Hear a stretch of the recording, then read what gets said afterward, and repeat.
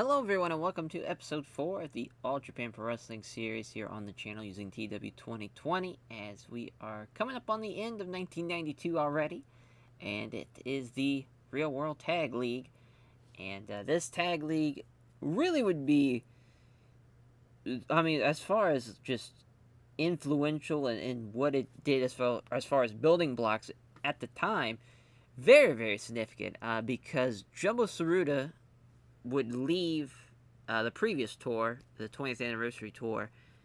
He had contracted hepatitis. I want to say it was C, and then he somehow got B towards the end. Either way, he got hepatitis, and he had to leave for a year, get that checked out, try to see what he could do to fix that. Obviously, when you have something like that, a disease that can be spread through blood, that is, not a great thing to have for a pro wrestler. So that it changed his entire career trajectory, because then he had to go into the undercard in like comedy six mans, or just basically the old time, the veteran talent down there in the undercard throughout the entire 90s after that. And that opened up Towei to not having, needing a partner. Kawada then turns on Masawa, and we have the Holy Demon Army. Obviously, that's basically what happens in the early 1993, kind of March, I want to say, is when they faced Miracle Vine's Connection. It might have been April. March or April, either way. And that they beat them in their first, really big-time tag match, and off to the races they go as one of the best tag teams ever. It's a little different as far as this Real World Tag League, because they will be teaming as far as Jumbo Tsuruta and Kira Taue, because, well, we can't have it to where Jumbo Tsuruta just gets hepatitis. So he is alive and well. And the tournament standings, as far as what our 10 teams are going to look like, the real one had 11 teams. I always thought that was kind of weird, so we went with just the normal 10. So Masawa and Kawada, which they were an actual team going into that 92 Real World Tag League, which, they actually end up winning the whole thing in real life. We'll see what they do here. Miracle Vine's Connection, course, one of the best teams we have. Stan Hansen and Johnny Ace. Kobashi and Kikuchi, the All-Asia Tag Team Champion. So, weirdly enough, Kobashi had teamed up with Baba for this one in real life, which I thought that was kind of weird. The Funks, and this is the last time the Funks are going to be in the Real World Tag League as the Funks. They had been in the Tag League. I want to say they won, like, the second one, the first one, maybe? It was 78, 79, I want to say they won. It was maybe not the first one, maybe it was the second one. But that is highly impressive to think of a team that had literally been there since the beginning. Obviously, the Funk's legendary tag team as far as Japanese pro wrestling goes, and I'd say as far as like Gaijins go, probably the most decorated tag team that there has ever been. Easy. I mean, just as far as you got almost 3 decades of them being around. Obviously, Terry's, and Dory too. Legendary figures as far, especially for All Japan. Yeah, that's going to be huge. I think to have their kind of last one. I want to say their last one was around this time. I want to say it was 91 was their last tag league appearance. Might have actually been 93. Now I'm thinking about it. It's either the year before this or the year after this. Either way. The Funks, they're kind of wrapping it up as far as for being the high-profile tag team that they are.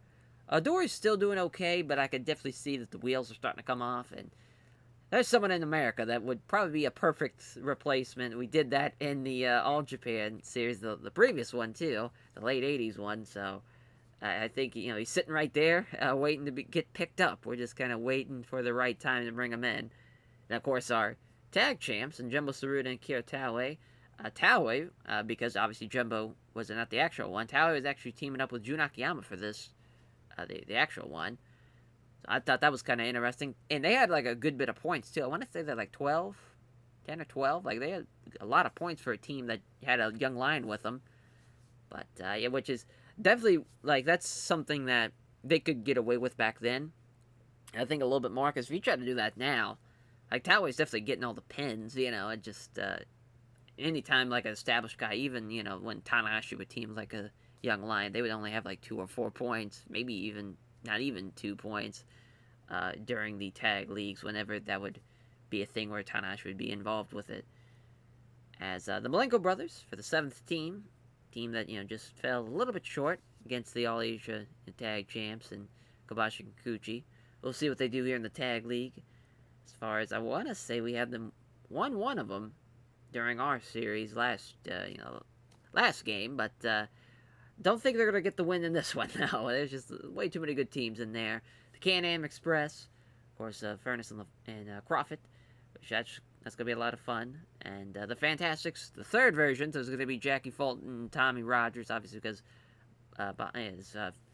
the other Fantastics is Bobby Fulton is gonna be out for, I think it's 50 days, something like that. So he's not gonna be involved. And the British Bruisers rounding up the tournament here. Team that's done very well for themselves. Dynamite Kid and Johnny Smith doing pretty well so far. And they're a team that we'll see what happens. As far as there's just so many great teams in this. I mean, there's not a bad team, really. Even the Fantastics with Tommy Rogers and Jackie Fulton. I mean, they'll do like mid-50s, low 60s. That's not bad for like the worst team in this. That's really good for just starting out in the series. And we're gonna hopefully get this thing underway shortly. But I do have to say, I don't have anything as far as the tour goals, because I really have no idea what we're going to do. Because we went off of what happened in real life as far as how they kind of booked it. And with a schedule like this, where there's 17 days total, 16 though of actual block quote-unquote matches, it's a little tricky as far as how you navigate that.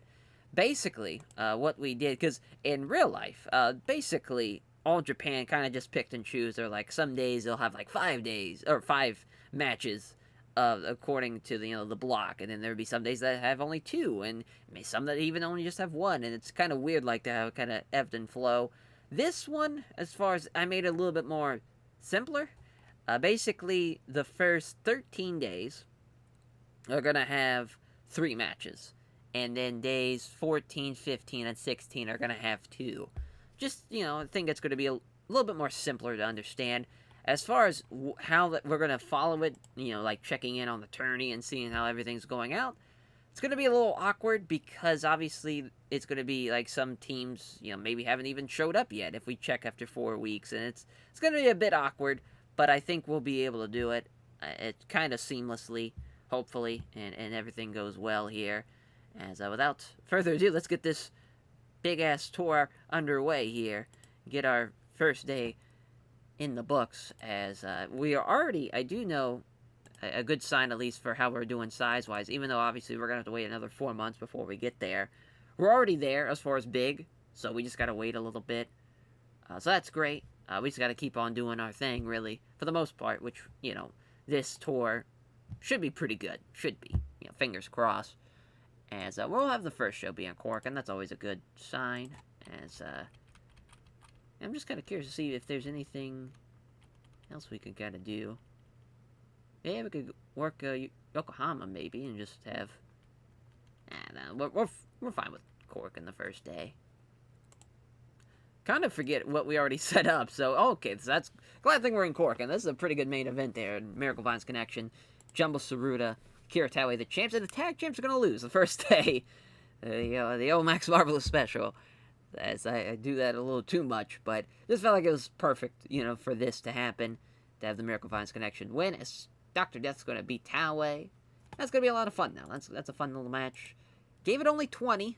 We should probably give that a little bit more time now I'm thinking about it. As we'll give it like 26. That seems fair.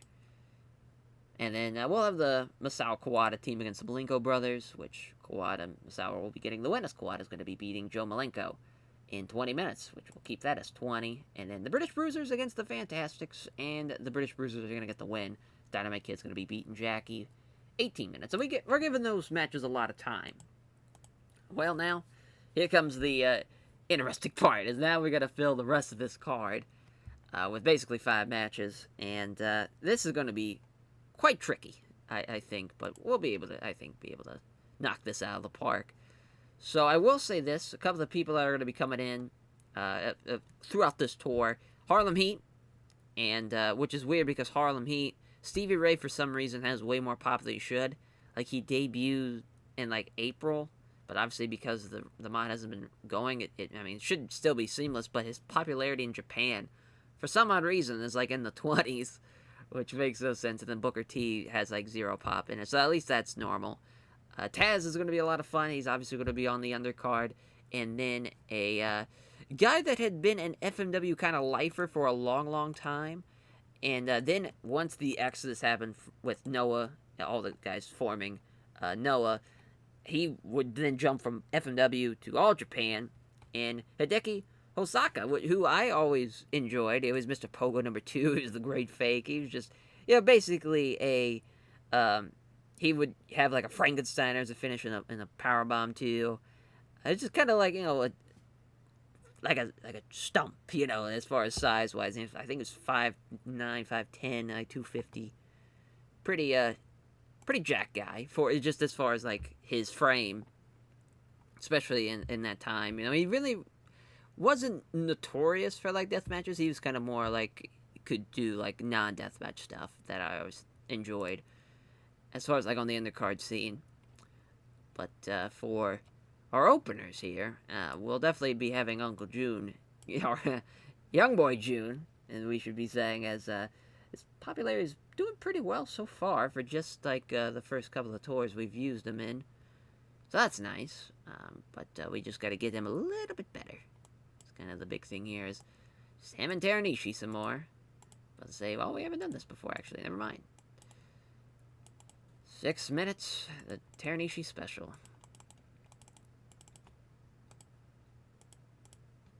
All right. And so, yeah, we're doing it already. We're starting off with at least most of these shows. We'll only have to book still a little bit of majority, but not enough. Pete Roberts and Norman Smiley. There we go. I was hoping Norman's going to be able to be on this show. Norman doing very well for himself. I'm very happy to see what he's doing. I wish...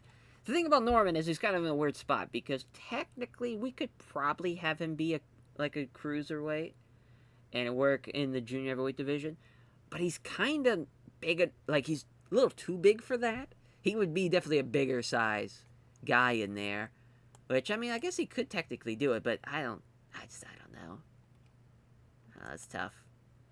But I did like the Candido Slinger teaming a little bit. That was a little fun. Also, Firecat and Candido, as far as...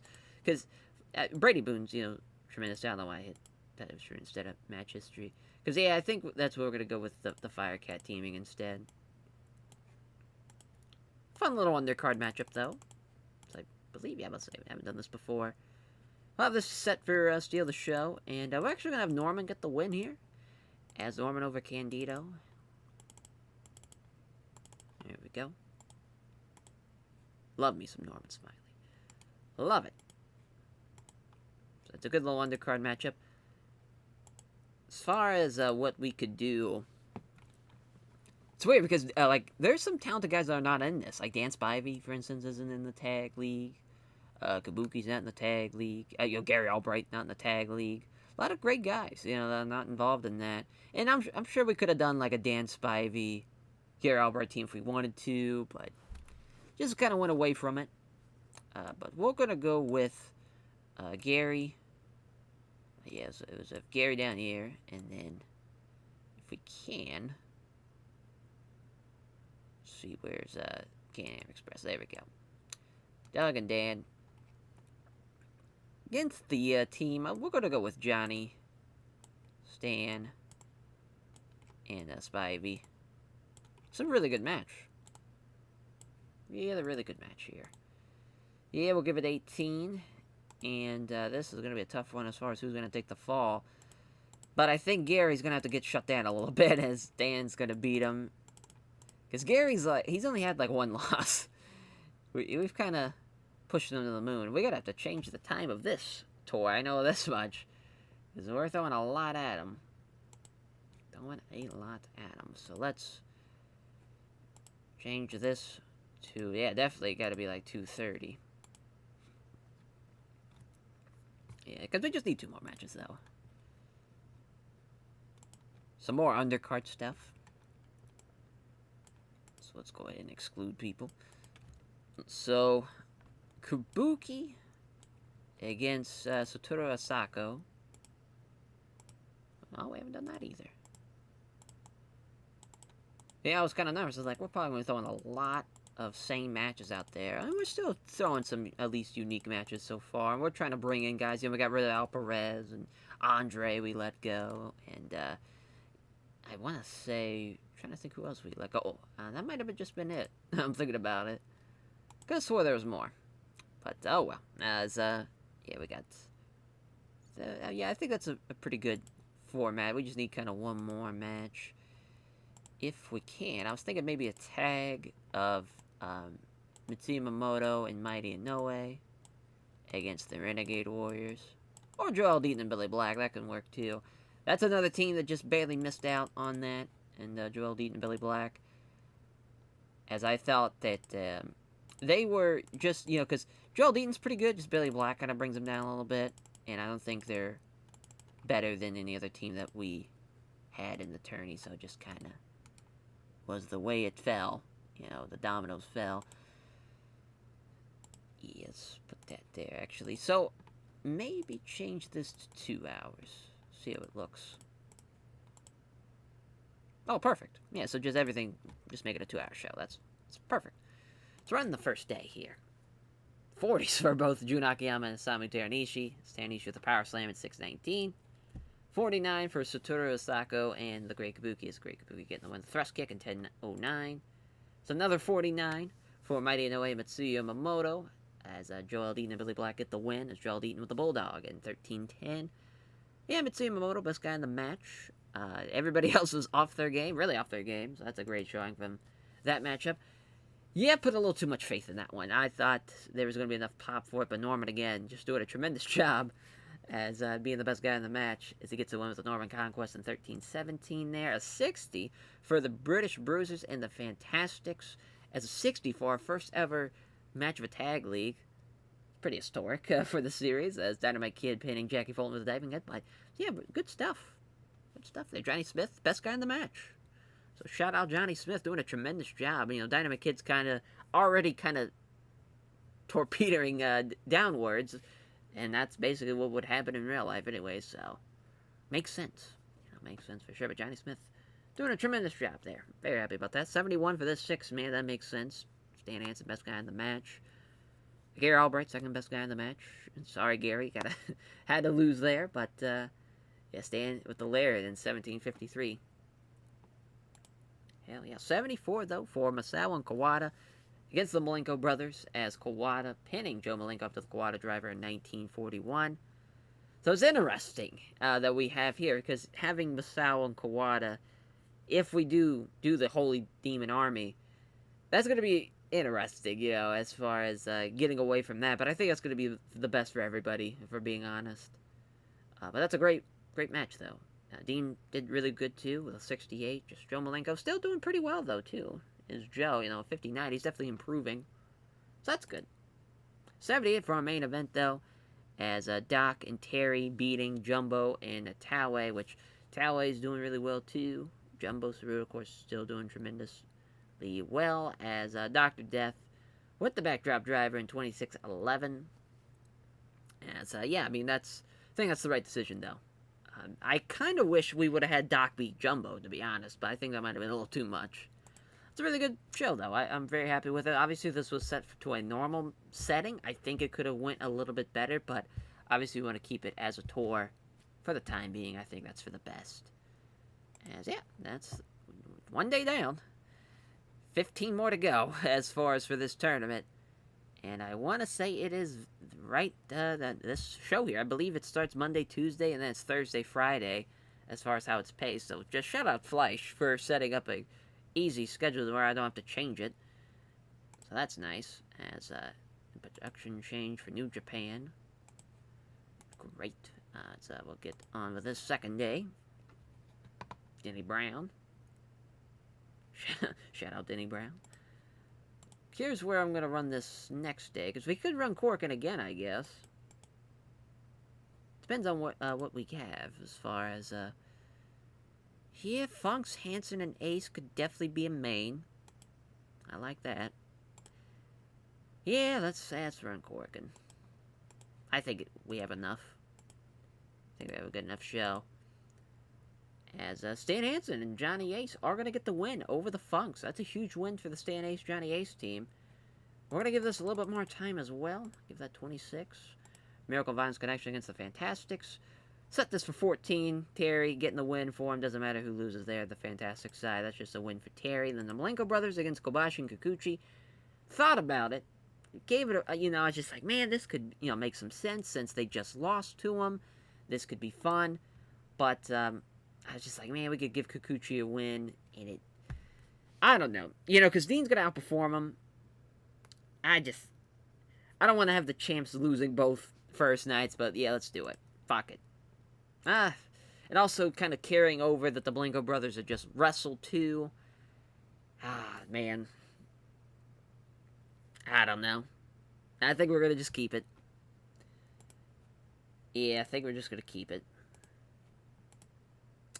I don't like it, but... Well, we'll keep it as a co-main for now, but I don't know. It might not be good enough. As far as what we can do, I would love to have Baba on the card for this second night. As I kind of want to have him and Takeo Mori team, just to kind of see what happens. As trying to think who. That is the thing. Abdullah the Butcher also. It was going to be Abdullah the Butcher and Jan Kamala, but I went away from that. I was just like, we can't be doing that, and I think that was the right decision, though. We'll actually have Kabuki in June. Like that, as an undercard matchup. Yeah, like 8 minutes. Maybe give it 9. It's Baba. 8's fine. As we're going to have Kabuki beat Kiyomori. Oh, Baba's an agent. Didn't even see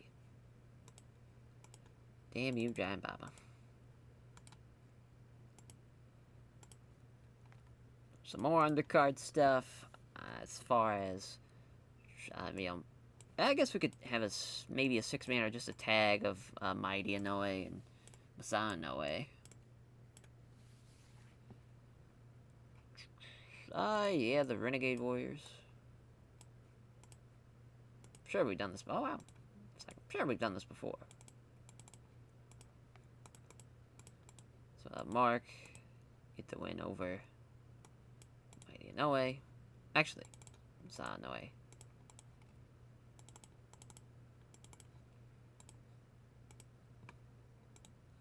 God damn it. It's Mighty Inoue being the ref. So, and then one more kind of like undercard matchup.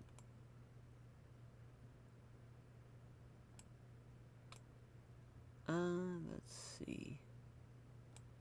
Hey, Haruka Aijin and... Let's see. Maybe Teranishi? Yeah, I think that's fair.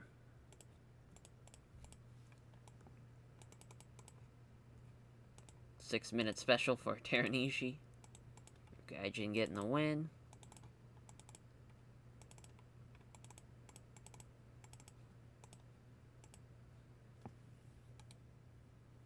Yeah, I guess we're gonna have to change that.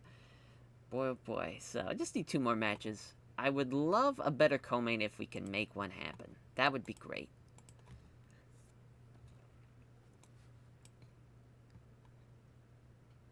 Yeah, because we could go Dynamite, Johnny, and Pete.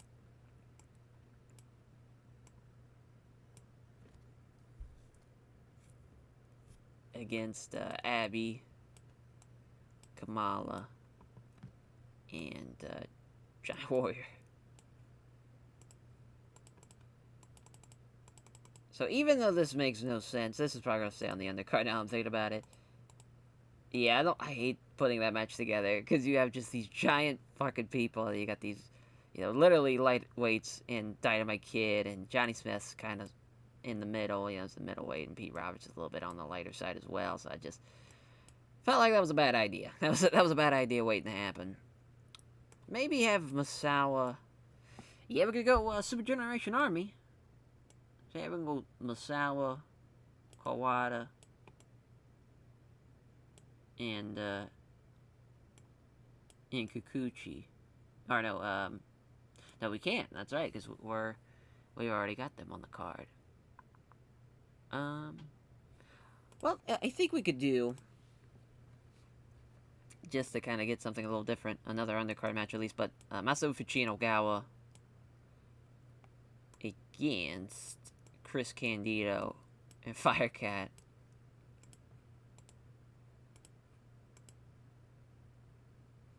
Maybe we can go with Slinger to at least make it a little bit more of an even matchup. 14 minutes. Yeah, Fuchi can beat Firecat, I guess. Oh no, he's still at 14. Honestly, I think that Molingo's match with Kobashi and Kikuchi might even be better than that match. So that's still going to be the co-main, but... yeah, let's see. Let's keep it on the undercard side. So I guess one more kind of mid-card, undercard match.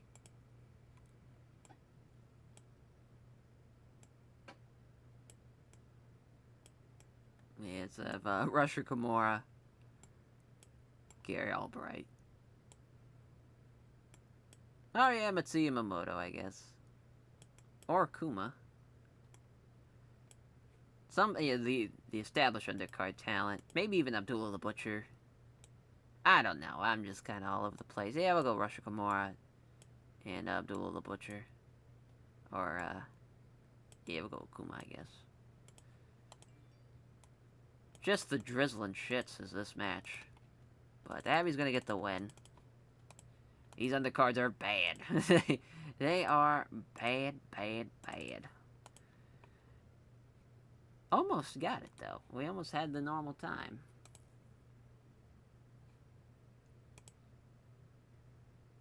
Boy, that's... yeah, this is... bad, bad, bad. I will change this to 2 hours. Like, we should do all the shows, to be honest. And let's run it. Day 2. As a 47 for the opener. That's not bad. It's Mighty Inoue with a 47, 41, and 40 for Chris and Mark Youngblood, and then a 34 for Masaya Inoue as Mark Youngblood with the diving tomahawk over Masaya Inoue at 9:45. Another 47 as Giant Baba and Takeo Mori taking on the Great Kabuki in Jun Izumaida as the Young Lions were off their game, but, you know, obviously Takeo Mori the better of the two, as Kabuki pinning Takeo Mori with the thrust kick in 5:47. 44 for Isamu Teranishi and Haruka Aijin. Haruka Aijin getting the win in 5:32. As a jumping headbutt for Abdullah the Butcher. 5:36 getting the win over Okuma. Yeah, cooling the crowd a little bit here. Just that undercard was a shit show. There we go. At least this match does pretty well.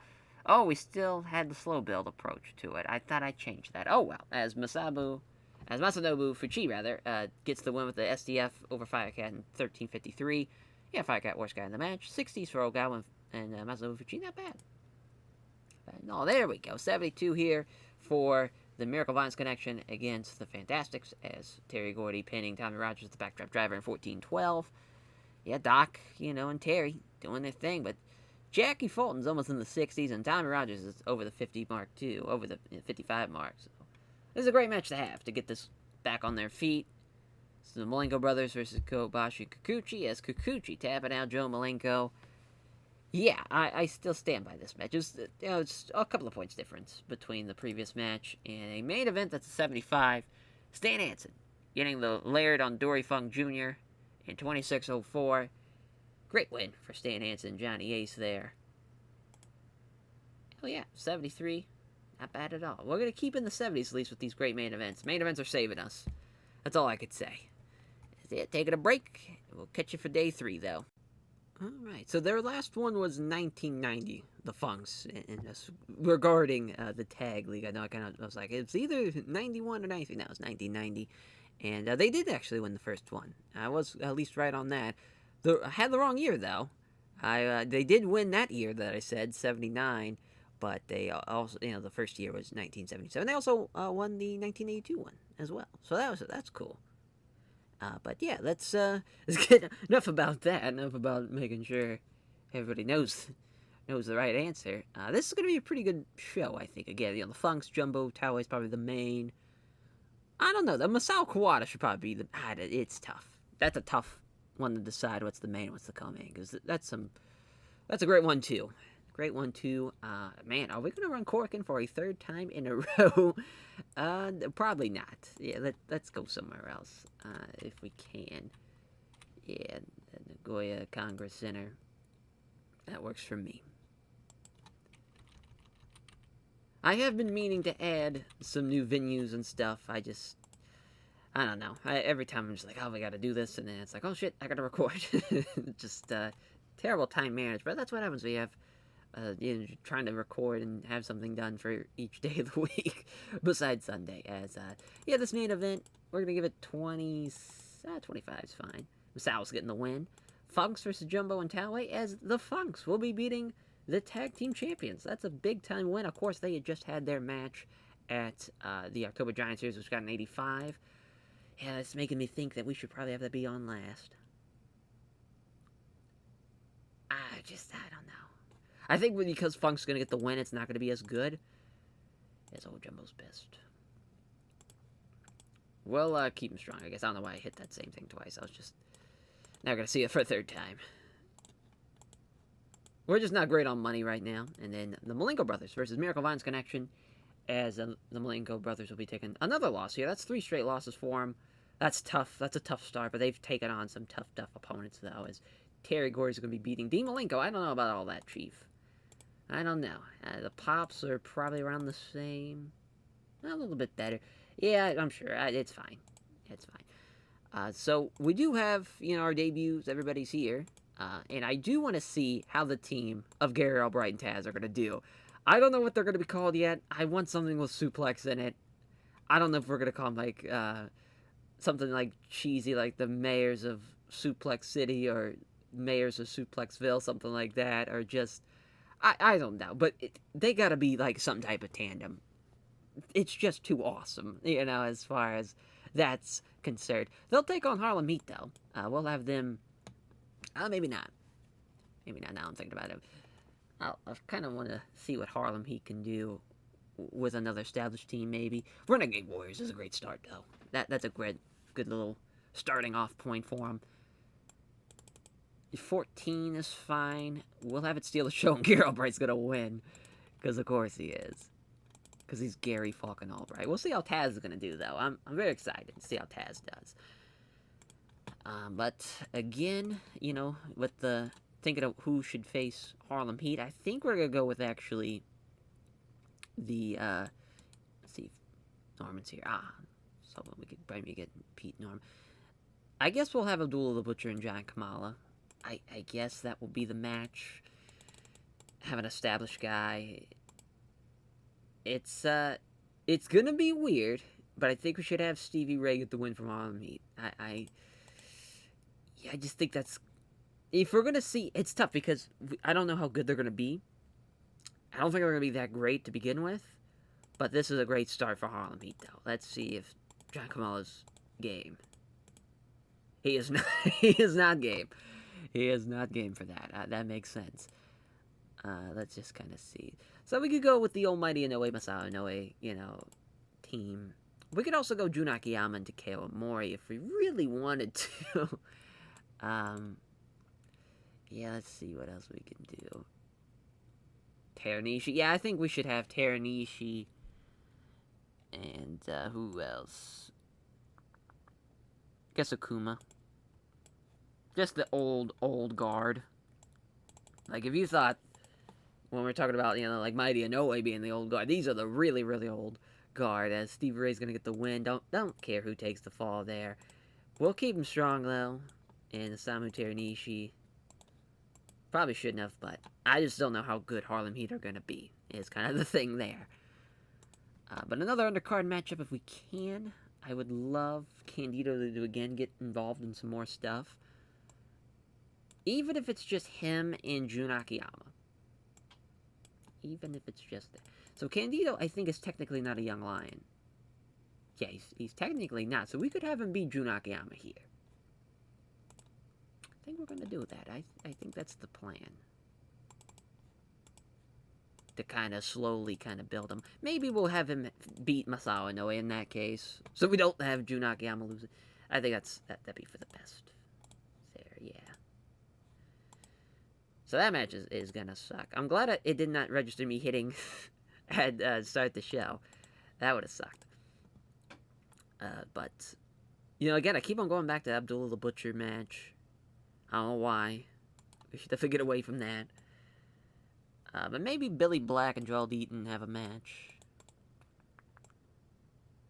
Yeah, against Mitsuyama, Moto, and Mighty Inoue.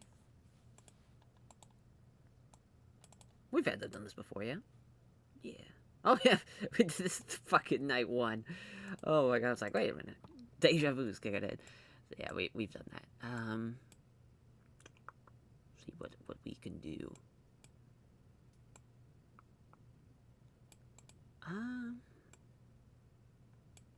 Let's try Giant Warrior Dan Spivey as a team. Let's just kind of see what they can do.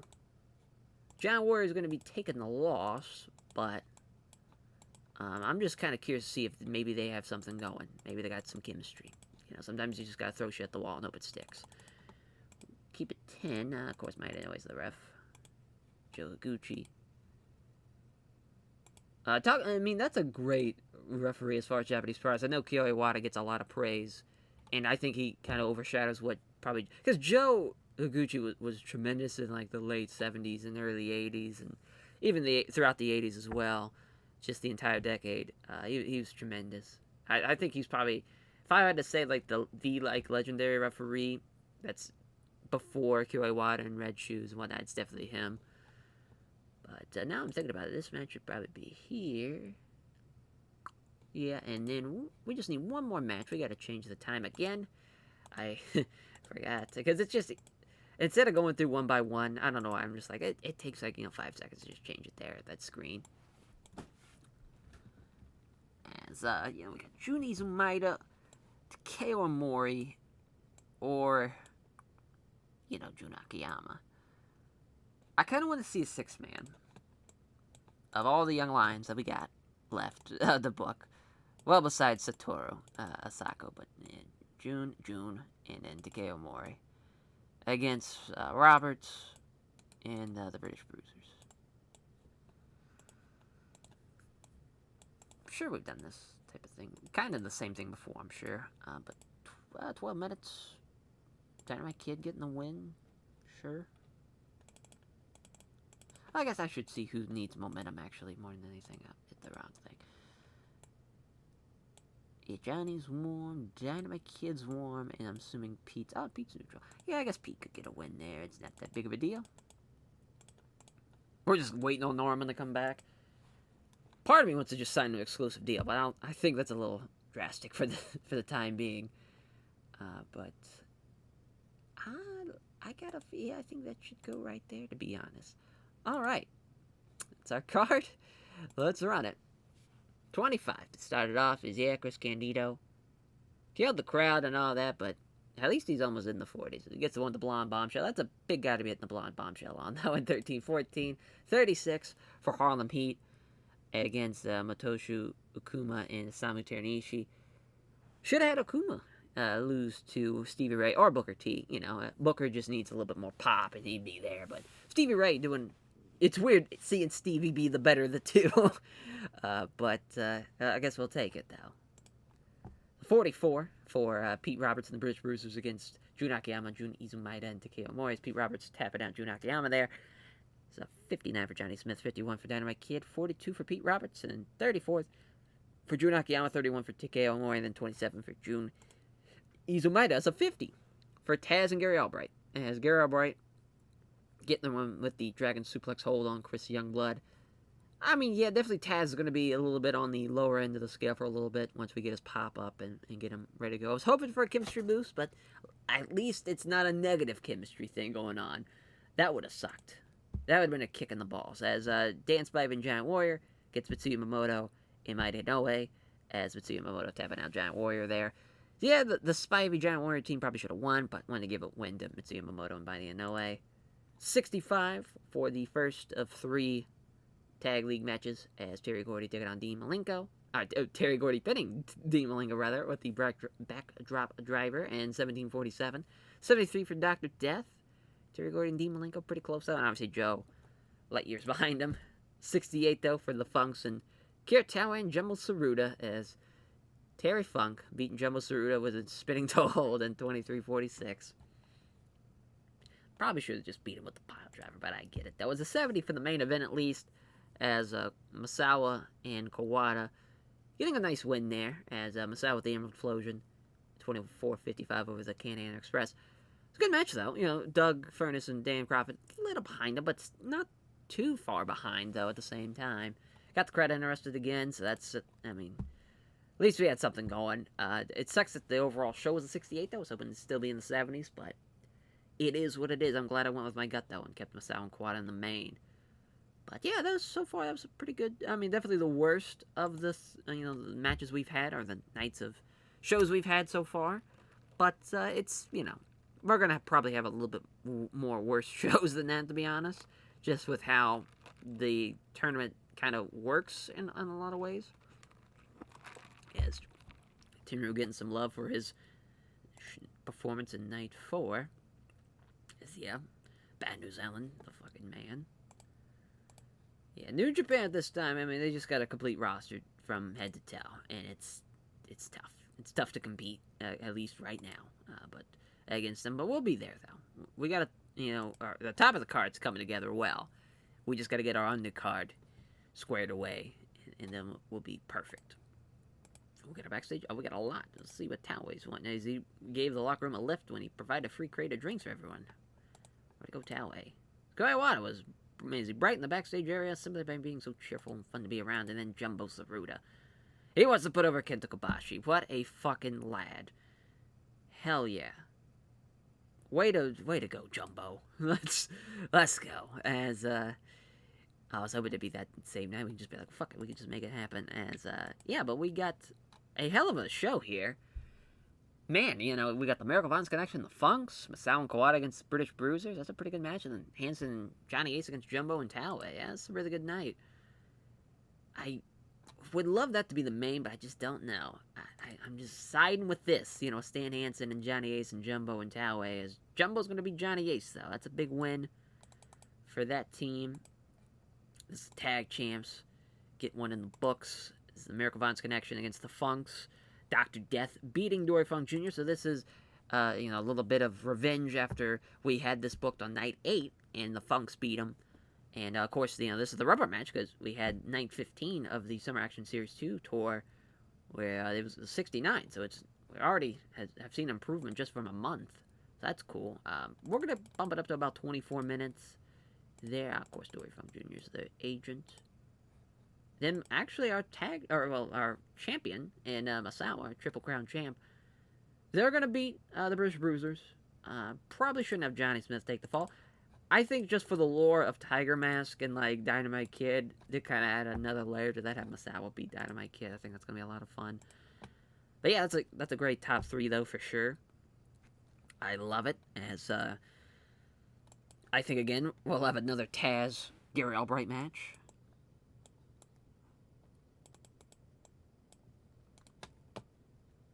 Think who they should face.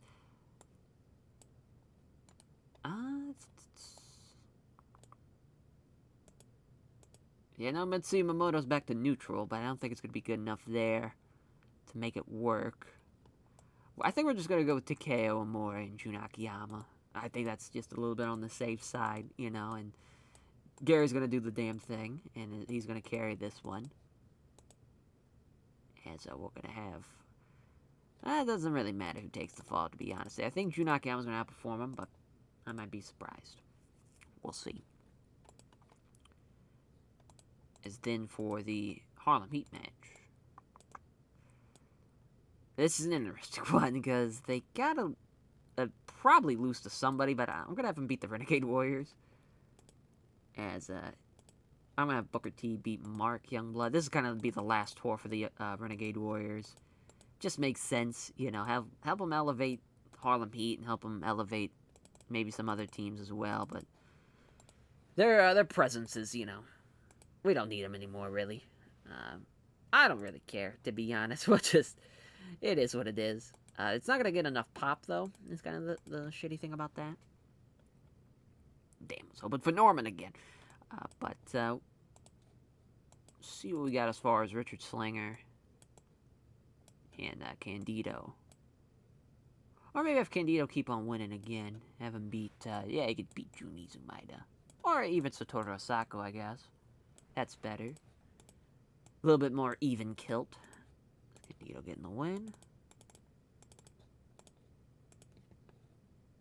I already got to change this. Makes sense. So yeah, we just really need, I think, a Steal the Show match, really. And all we need, and obviously another match after that. Steal the Show match, though, that's a good question, what that's going to be. I think for, I was thinking singles match. Having Mighty Inoue beat like a young lion. But if we have any left, I actually think we're all, I guess we could use June. We got Rush Gamora, we got Richard Slinger too. Okuma still got warm momentum, so we'll use him. That'd be kind of like a lower mid-card match again. It's Mighty Inoue getting the win. Bombing down to about 7. Every time I'm like, maybe we should just see what he could do with 7-minute matches. We probably shouldn't. Yeah, I think that's a good spot for it. So, the Steal the Show match. I think we're going to use Deaton and Billy Black against Spivey and I think that Giant Warrior team maybe again? Thinking maybe Spivey and Slinger. I don't know. I just don't know. Yeah, but it's fine. Or we could even do... No, we already did that match already. Yeah, this is fine.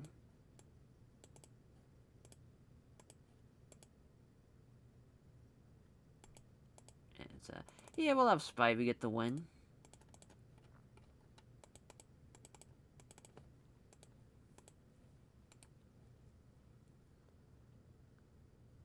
So yeah, this is going to be the Steal the Show match. Forgot to add that, and we're going to go for this 4th day. Saving. Oh, yeah, I forgot to change the venue. We about ran corking again. Yeah, we still got... That's the thing, like other places, they just don't have a lot of choices for us. But the Wakayama Prefectural Gymnasium is always a stellar fucking venue for us. It's a 30 for Candido and Satoru Asako. Yeah, I mean, Candido, we're getting some wins now, and he's starting to get better. Who would have thought? As Chris Candido, the diving headbutt in 11:42. It's another 30. Maybe a little too strong for the Heat Seekers, or for Harlem Heat, but that's an interesting name if we would have all timelined that. But Harlem Heat beating the Renegade Warriors. They got, excellent chemistry, but it just ain't gonna work though. At least not for a little bit longer. They're not ready. Motosho Okuma breaks his draw in this one. They have great chemistry, but it's still a 35 because they were both off their game. Cooled the crowd a little.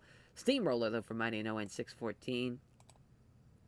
It's a 38 for Gary Albright and Taz against Jun Akiyama and Takeru Mori. I don't know why I was like, oh yeah, this would be good enough. No, it was not. The majority of the people were in their 30s, but I thought Gary Albright could maybe pull something out of it, but he did not. Most certainly did not. Taz was the best guy out of the bottom 3 there, so that's a good sign. He's doing better than the Young Lions. Oh, Decay Moore almost got injured by Gary Albright. That would have sucked. As Joel Deaton and Billy Black against Dan Spivey and Giant Warriors. The Spivey spike for Dan Spivey over Billy Black in 10:46. 52. It's not bad. Pretty close as far as like Joel Deaton and Giant Warrior, but then obviously Billy Black's way behind, and I think the right team won there. Here I was thinking, oh, Giant Warrior be in and out no time. He might stay around. His performances are doing pretty good, and him and Spivey are an okay team. As Masso and Dynamite Kid, as the finish, as Masawa with the Emerald Flosion in 21:15, so Masawa with the 81 there. Good stuff. Hopefully Masawa keeps on growing. Not bad, though. Not a bad match. 67, we'll take it. We'll take it. Oh, Dory Funk bruises his tailbone. That sucks. We have an injury as well. Or not. We have Terry being off his game, which hurts it a little bit. But Dr. Death does got in the match, so at least that was warranted. Just Terry Gordy, keeps on going just down and down and down. It's not great. Not great. But that 74 main event, though, thanks to Stan Hansen and Jumbo Zaruda, as Jumbo with the backdrop suplex in 26:58 over Johnny Ace, worst guy in the match there. But yeah, got the crowd interested again. Our main event saves it yet again. Way to go, main event. It's, because that co-main event took a fucking nosedive and a half. If we would have flipped it, had Masao Quad as the co-main, probably would have brought it up a little bit, but maybe like a point or two if that. Just that undercard. It's a shit show. It is an absolute shit show. But we're trying to build some guys up, Finley was another one. I was thinking about bringing in Finley. Obviously we brought him in. I think we did him and Regal, just as like a little tag team.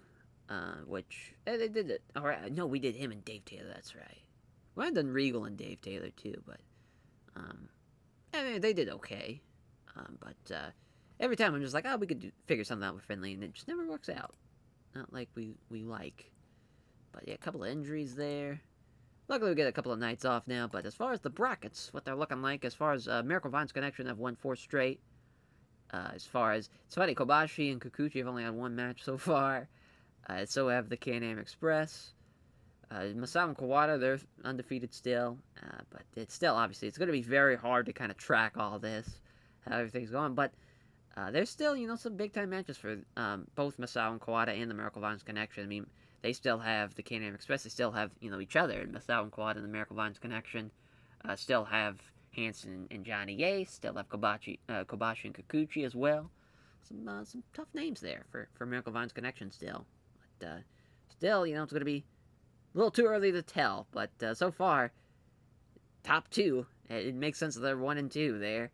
As we will go on now to night 5. Alright, night 5 as Hansen and Johnny Ace against the Molingo Brothers. Molingo Brothers is probably another loss for him. And it's Kobashi and Kikuchi against the Funks. Can't express the Fantastics. I mean, that's a bit on the undercard side for sure. Yeah, I don't know what's going on with the, I guess because it's been a entire month since the last time we ran a tour. They're being super generous with us. I appreciate it. As, I guess we'll run here. I guess. Fuck it. But it's tough. I think this could probably be the main. As Kobashi's actually going to beat the Funks there. I don't know about all that. I think that's fair, though. I think Kobashi's going to outperform Dory Funk Jr., to be honest. Yeah, they haven't had any matches against each other, though. There we go. As Stan Hansen and Johnny Ace against the Malenko brothers. As Stan Hansen's going to be beating Dean Malenko. Poor Dean. I mean, they don't have a chance.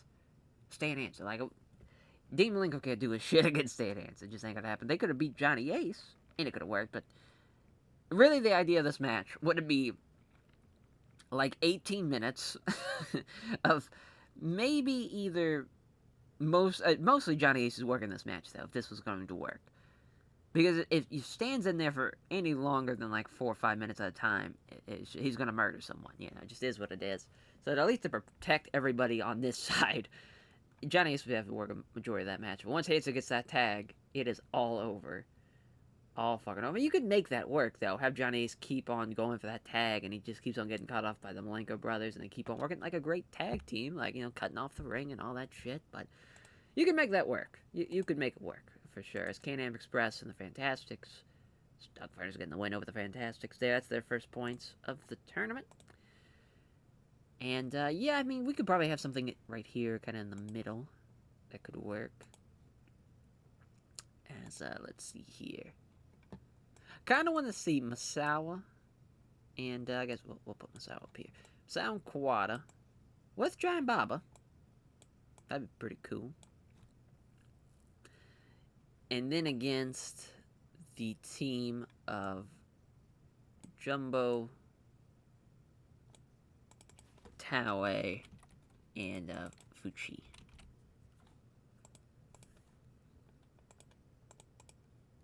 And just because I think Taue could use it, he's gonna beat Giant Baba.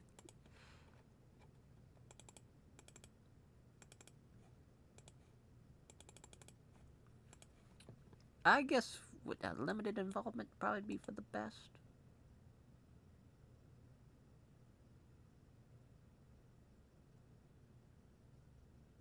Yeah. I think that's for the best. As far as that match goes, yeah, we'll throw that up here. So that's our top 4. Bottom 4. We need to book Hideki Osaka, though. I just kind of want to see what he's going to do. He's 20. He's pretty young, obviously, and then, he's got the skills, but obviously just not going to get there as far as pop-wise, which is a lot of our undercard, to be fair. But as far as either Haruka Aijin could use the win or Maiden. I guess we'll give it to Haruka Aijin, I guess.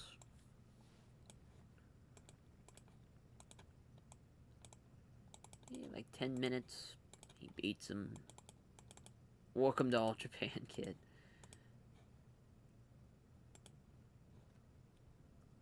I kind of want to see what Taz can do in the singles match. Just to... Oh, Norman's here. Perfect. Yeah, let's have Norman, Smiley, and Taz. Fuck it.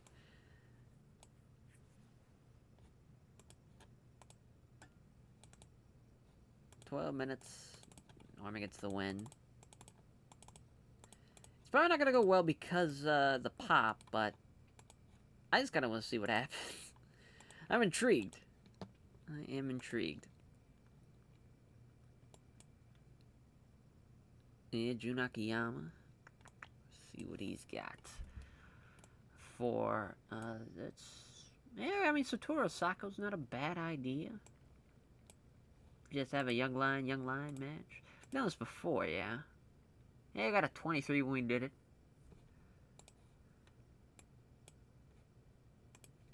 15-minute time limit. Or, yeah, probably 10. I'm kind of jumping the gun here. It's like, I'll bump it up to 15. They're good enough. They are not good enough. They are definitely not there yet. Change this. In our final match, which I would love to see a tag match on that undercard, if we can. So I think Harlem Heat's going to take a loss here. With Joel Deaton and Billy Black, they've been kind of getting beat down a little bit this tour, so give them a little win. Billy Black can get the win. Doesn't really matter who takes that loss, assuming it's going to be Booker, though. All right. Yeah, I mean, it's interesting as far as this card, but definitely the top of the card, I think, hopefully that Kikuchi match against the Funks is going to work out. Hopefully. We'll see. 28, though, for Satoru Sako and Jun Akiyama. Jun Akiyama did outperform him. Just to, again, 28. Is what it is. 43, though, for Booker T and Stevie Ray against Billy Black and Joel Deaton as the guillotine leg drop for Billy Black in 12:35. Cooled the crowd a little, actually. That's interesting. Yeah, 28 for Norman Smiley and Taz. Yeah, I guess Norman just does better as far as teaming up with Pete Roberts, I guess, in a weird way, because he just wasn't there. Wasn't there for that in-ring performance. Maybe the Steal the Show match kind of hurt a little bit, that style, but Haruka Aijin beating Hideki Osaka in 9:50. A 61 for the Canadian Express against the Fantastics as Tommy Rogers taking the Frankensteiner in 17:54. That's, Doug Furnace and Prophet doing a good job there. Keep it rolling. 61 again hurt the flow of the match because, you know, we limited Jumbo. We should have just had Baba. Just, it is what it is. But at least Masao and Jumbo are getting a little closer now in performance ratings. That's nice. But Taue pinning Giant Baba, the dynamic bomb, though, is great for him. It's a great feather in the cap. It's a 67 for Stan Hansen and Johnny Ace against the Molingo brothers, as Stan Hansen with the armbar in 2021. So, yeah, I mean, just Stan Hansen with an armbar. You love that. I thought for sure it was going to be a lariat. But, yeah, man, it's Stan Hansen with an 86. he's the man. Oh, another 67. Is Kinakobashi at least outperformed Todori Funk Jr. for this Orange Crush win for the Kobashi Kikuchi team. Just Kikuchi's just a little far behind. You know, I don't. He really is getting carried for the most part, and Kobashi's gonna be best when he unhooks that wagon for sure. 65 though for the shell. Yeah, wasn't great. Wasn't great at all. Could have went either way on what was the main though at least. Yeah, I mean this could have switched with this, and it could have been. This should have been this the other show match. That was my bad, but that's okay though. We'll make it up for our next show here. We'll see what we got. As far as you know, again the Stan Hansen Johnny Ace team is really starting to roll, and it's going to be interesting as far as you know with Miracle Von's connection. You know with that match. You know whenever that is because really that is the match that I think is going to dictate what's going to be. You know, when you're talking about the 1, 2, and 3, it really is like this. And, you know, they got Kobashi and Kikuchi there, but I just don't think with Kikuchi they're going to be able to perform to that level to be in the top, but you never know. I mean, the fucking tag champs have only got one win so far, and they lost to the Miracle Von's Connection, and they lost to the Funks already. So they could definitely very well be up there. At least maybe over, you know, these teams here. But we'll see as we keep it rolling so much. Just want to make sure. Okay, Bobby Fulton is relocated. Way to go. Norman Smiley. Yeah, Norman's getting flown all over the world is a tough gig. A tough gig. Yeah, that's a hell of a main event right there. And Masso and Quad against the Miracle Von's Connection. Dory Funk Jr.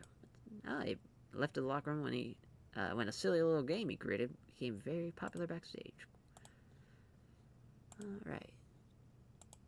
I think this is a Corkin show. I mean, we just keep on going back to it, but maybe somewhere different than Corkin if we can. Yeah, I guess it's either the Yokohama Culture Gymnasium with like 5,000. Oh, we could go. Yeah, we go. This works. Indoor sporting arena. Okay, that's yeah, I mean, this Masao Kawada Miracle Von's Connection match should be very, very awesome. As Masao's going to beat Terry Gordy, too. That's a great win. Give it like 28. And, man, what the co-main. That's going to be... Stan Hansen and Johnny Ace in the Canadian Express, definitely. That's a huge win for the Canadian Express, too. They're going to beat Johnny Ace and Stan Hansen. So we're already seeing some of the top towers kind of starting to crumble a little bit. And the British Bruisers are going to lose to the Funks, though, as... yeah, Terry's going to be Dynamite Kid. Pretty straightforward. You know, pretty straightforward. As far as that regard. 82 minutes, though, already. So we're just going to go ahead and make this a 2-hour show. While we're thinking about it. So, the Taz experiment, as far as him in the singles capacity, wasn't great. So we'll go with him and Gary again. And let's try to make something a little interesting here. Let's make it an 8-man. Let's go big on this match. So Spivey and Giant Warrior with Abdullah the Butcher and Giant Kamala against the team of Gary Albright, Taz, and Joel Deaton and Billy Black. What an 8-man. It makes no goddamn sense, but here we are. At least maybe do Mighty Inoue, or like do yeah, we could at least try and do like Mighty Inoue and Masa Inoue just to kind of make it a little different. So at least it kind of, I don't know. It's a shit show. It's an undercard match. We're throwing 4 teams together into making one giant team. I wouldn't recommend doing this. But here we are. So, I really, it's going to be tough. I think Masano's got to take the fall. So we're just going to have Abby get the win.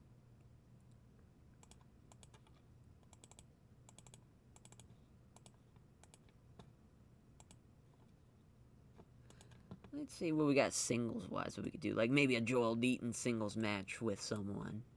Yeah, just to kind of see. Oh, Bobby's, that's the thing with Bobby. Even though we're not using him because he's injured, he could still work. So maybe you have something, just have Bobby phone to Joel Deaton, sure. Sure. Yeah, he's got the chronic lower back pain. But he should still be able to at least have something going here with Joel Deaton getting the win.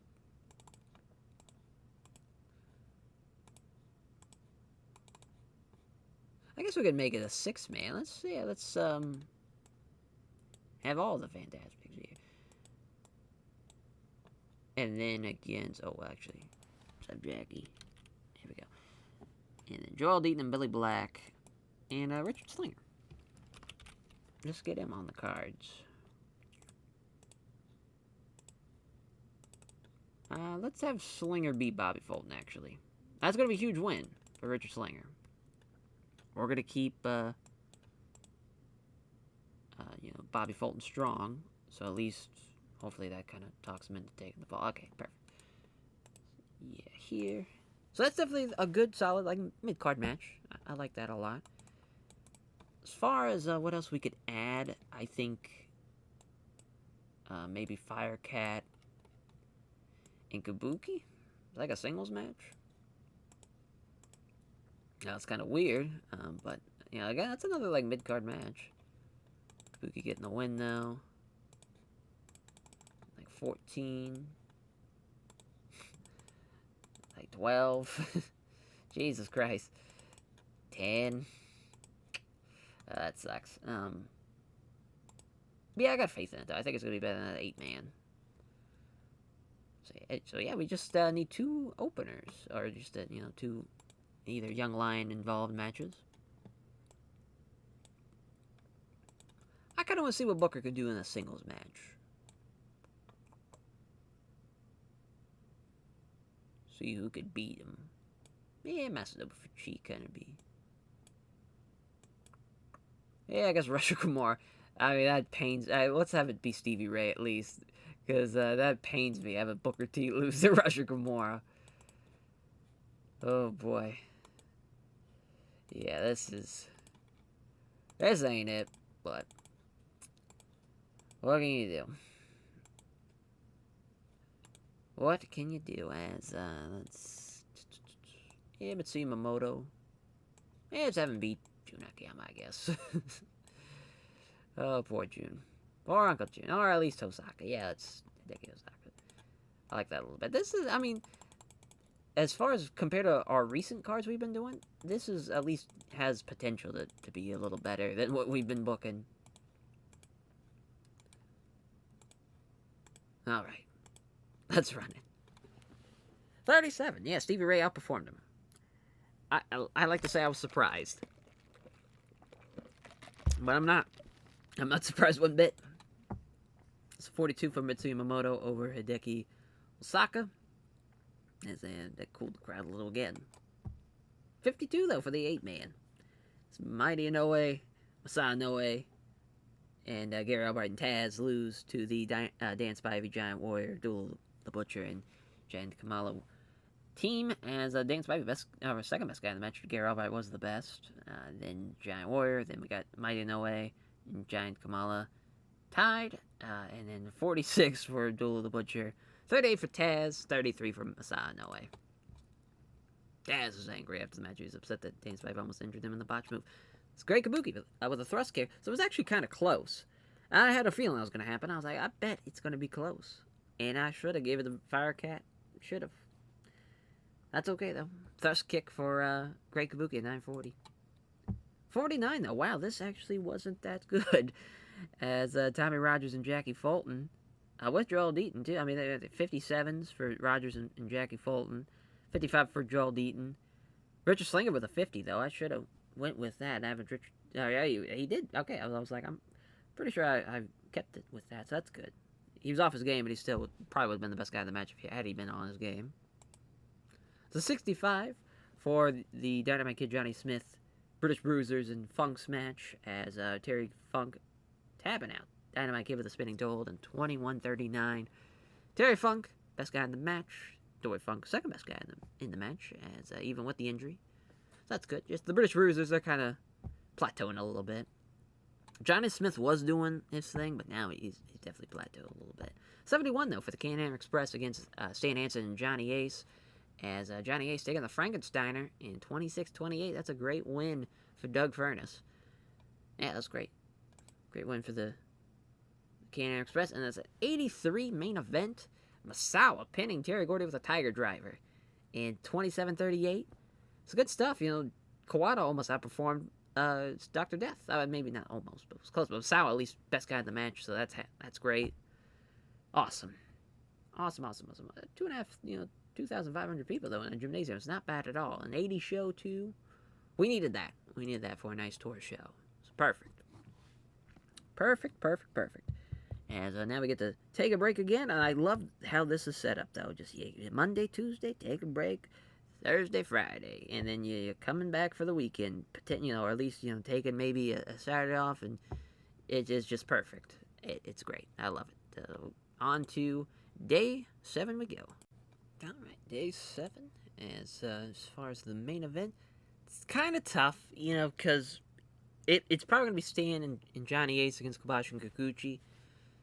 Probably my guess, but it's probably not going to be as good as that last show we just did, I'm sure, as Kira Fukuzawa lifted the locker room when he organized and won a video game tournament. Hell yeah. So again, we're just being able to work anywhere we want, I guess. This is great. So yeah, we just ran there, but we have not ran here yet. So yeah, the dream. Okay. So, got to do this. Actually, since we're, might as well just do this. Once we just start at the start of each kind of recording part of the nights, rather when we go through the backstage incidents and whatnot, we just change it at that screen instead of going back. Let's see what happens here with Kenta Kobashi and Tsuyoshi Kikuchi. They're gonna lose, as Johnny Ace is gonna beat him, as Johnny Ace is gonna get the win over Tsuyoshi Kikuchi. We'll bump it up a little bit, but I'm not too crazy about it going past 25. Yeah, I think we'll just keep it as this, as the co-main here. As Kawada's going to get the win over Tommy Rogers. We could probably give that a little bit more time. I know I was kind of being like, we should probably not have that match go on so long, but I think it's fine. And then the Molingo brothers are going to lose to the Can-Am Express. And of course, we had that match where the Molingo brothers beat them back at the Summer Action Series 2 show, the Night 14 show. And to have them get that win back, I think it just makes sense there. Poor Molingo brothers keep on losing, just to, see where we're at as far as they will be at 10, and they haven't lost yet, as far as Masao and Kawada. And then the Miracle Vines Collection are stuck at 8 as of for now. Johnny Ace and Stan Hansen jumping up to 6, though.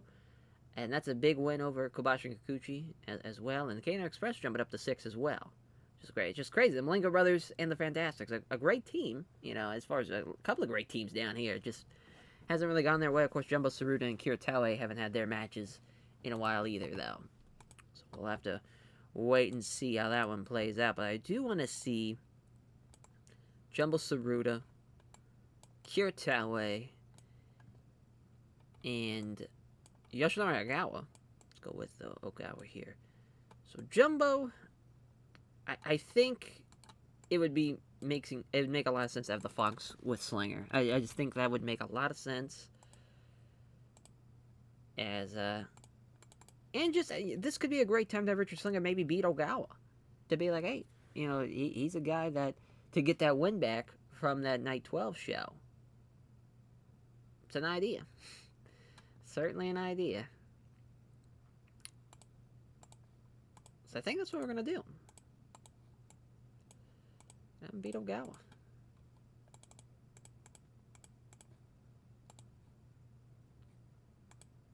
Keep it 20, though. Hopefully that he doesn't get hurt. That would suck. It would suck. But yeah, that's definitely our top 4. Bottom 4. We, Harlem Heat's done really well for us, but, it's still a long ways to go. Booker's not even in the double digits in pop. See Ray's still doing pretty well, though, so that's a good sign. But as far as what else we could do involving that, I'm not really sure. Giant Baba could probably beat someone. We could have it. We can. I'm trying to think who could he team with. I guess him and Mighty Inoue is not a bad idea. We could even make it a 6-man, actually. Let's go Giant Baba with Mighty and Masso Inoue. Or even Mighty Inoue and Mitsuyama Moto, just to make it a little bit better. And then, let's see here. Thinking like Isamu Teranishi, Haruka Haijin, and Rusha Kimura. They were just making this undercard as fuck. 6 minutes, though. It's obviously of who's all involved. And Mighty Inoue is probably going to do really well in this matchup. We're going to have him beat Haruka Haijin.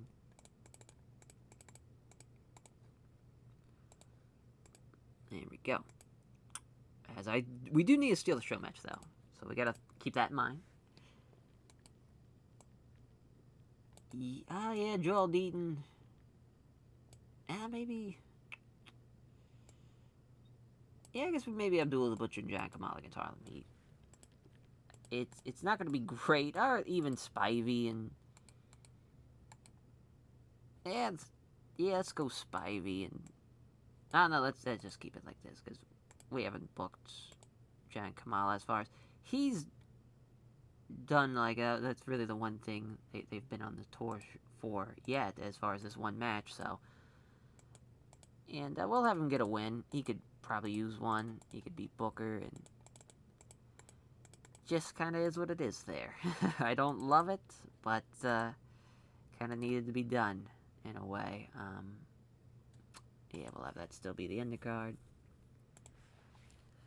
Kind of stressing about what's going to be this Steal the Show match. Think it's going to be, now I'm thinking about it, Firecat and Candido against Chris and Mark Youngblood.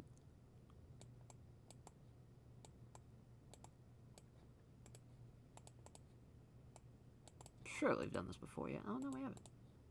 That's nice. We'll give them a win. No, let's have Chris. Chris beat Chris. This is his time to shine. Let's get him over. It's go time. This could probably be over here after that 8-man, or after the 6-man. So now we're in quite a little interesting predicament here. I think we're going to go with Jun Izumaida and the Great Kabuki, and then Masanobu Fuchi and Takeo Mori.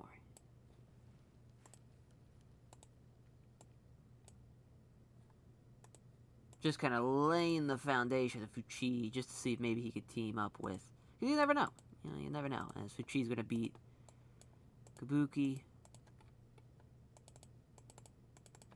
Sometimes you just gotta try these things out and see if it sticks. Damn, Kabuki is furious. Fuchi's popped that bad? That's crazy, yeah, because... That's crazy. Yeah, I mean, we're gonna keep it, because fuck it. Fuck it. As, yeah, we'll have that be there, I guess. Yeah, I think that's fine. I think it's a good spot. Alright. Let's run Night 7 here. 46, though, for the opener. There we go. Booker T, Stevie Ray, they're coming together. Slowly but surely. It's John Kamala with the Air Africa. 931. It's a 50 for the 6-man here, as Mighty Inoue pinning Haruka Haijin with the Steamroller. Is Mitsuyama Moto and Mighty Inoue 54-50. Not bad at all. in that regard. Giant Baba the 43, 41 for Simon Ternish. I mean, this is not a bad match for an undercard. Not bad at all. Very decent. Especially compared to what we're used to doing as Masanobu Fuchi beating the Rikabuki with the backdrop suplex. A lot of people that were off their games in this match, but at least the man who needed to be on was on. And that's Fuchi. Boy, oh boy, we really overvalued this one. As Chris Candido pitting Chris Youngblood. Yeah, I mean, he outperformed him, no problem there. But they just weren't over enough, even. I thought they would be. I was wrong, but the Canada Express and the Molingo brothers, as Doug Furness pinning Joe Molingo in 1759. So we got 68s from Dan Crawford, 66s from Dean Malenko and Doug Furness, and then 53 for Joe Malenko. Just Joe Malenko holding back Dean Malenko is really what I'm seeing here. As Richard Slinger getting that win over Yoshinori Ogawa, and that will lead up to a title matchup at the final show here of 1992. As we'll see how he does against Ogawa. Right now, he got outperformed. Maybe that'll change. Who knows? As Gemma Saruto then 81. Best guy in the match. Terry Funk, second best guy in the match. And then kind of everybody in the middle there.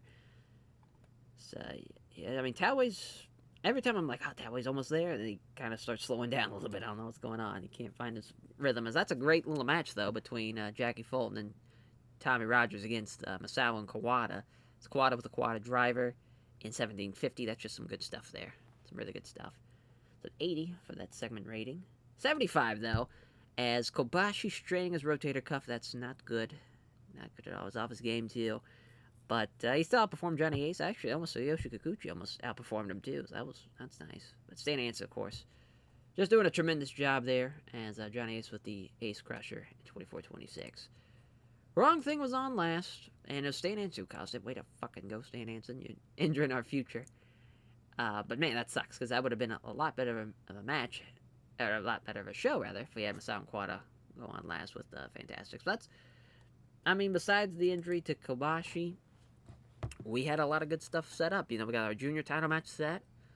I'm sure we'll get something as far as, like, Kobashi and Kikuchi. If they do end up winning somehow, then maybe we won't have a title match there, but it's a really good chance that's probably going to happen. As, yeah, now we got day 8 here, but I just want to see how Kobashi... So he's going to basically have a strained rotator cuff for the rest of the tour. That sucks, but it is what it is. It sucks that we couldn't make it out of November without somebody getting seriously hurt in the tournament. That's, at least he's still able to work. Could be worse, I guess. As for this day, man, I mean, part of me is just like, well, I guess we should just keep on running like a show in in Kanto. I guess that's what we're gonna do. Well, actually, it depends on what we got as far as. Yeah, I mean that's definitely a main event. So yeah, we could do it. We're gonna run Corkin again. Or we're gonna even run the Komazawa Gymnasium if we really want to get a little bit more people involved. It's not a bad idea. Not bad at all. As Stan Hansen and Johnny Ace against Miracle Vines Connection. Dr. Death is actually going to get the win for the Miracle Vines Connection team. That's really good. I don't know. It's going to be close. It's going to be really, really close. We're going to set this up to 29 minutes, though.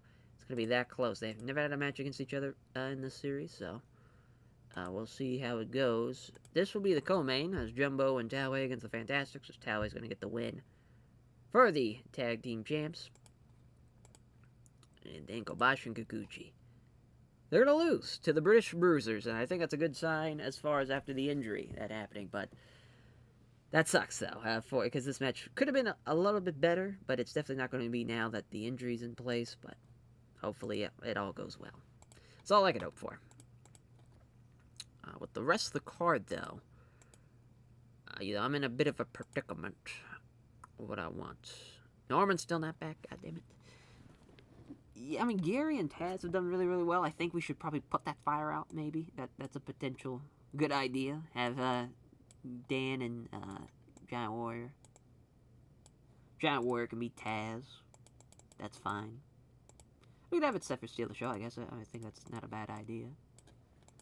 Because as much as I love, Gary Albright and Taz, I mean, they're not going to be the best thing in the world for us to have them beat this team here. And plus, Taz I think will be at a severe disadvantage in this match, so might as well play up to that. But I could see him suplexing some big people though in the future though for sure. Just not yet. Just not yet. Still a little too early for that. Yeah, I think Jun and Taue against Firecat and Candido. Part of me wants to have Candido lose to Takeo Mori, but he's a young lion, so that wouldn't work. So we're just going to have Candido beat Jun Akiyama. Way to go, Chris Candido. But yeah, that's definitely going to get, some shellacking because the pop not being so great. But at least it's kind of getting there, but obviously, we can't do anything now with us, just running tour shows.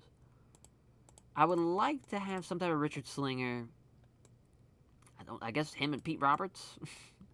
Him and Pete against Masanobu Fuchi and Yoshinari. And we'll have Fuchi beat Pete Roberts. It's not a bad match, though. It's just, kind of a weird team of Richard Slinger and Pete Roberts, but we'll take it. It's still going to be a pretty good match, I think. All things considered. Yeah, I mean, this could honestly... I don't know, though. The thing is, just Taz is bringing that match down, where everybody in this match is pretty good.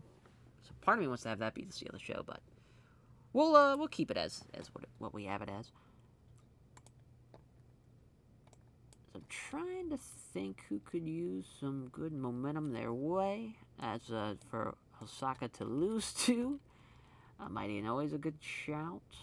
Rashikamura is a good shout, even though he's been pretty goddamn bad. Bobby Fulton's a good shout, too. Yeah, it's that Bobby Fulton get a win.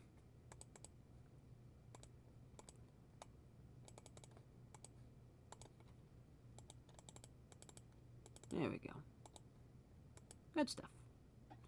It's another one. I think I was thinking maybe a 6-man, but I don't know if it's gonna work. We'll give it a shot. I have Mitsuyama Moto. Actually, put him here. The Mighty and Masato Noe. Kabuki, Jun Izumaida down here. And then to team with Kabuki, we'll go with Rashikamura. So either way, the Young Lion's taking the fall. We're going to go with Mighty Inoue beating Jun Izumaida, though.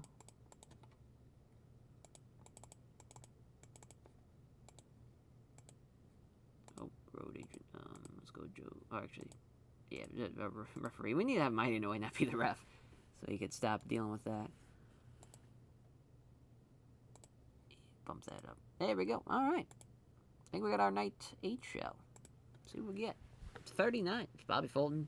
Still doing okay, with his injury. Just, it's obviously not what he used to be.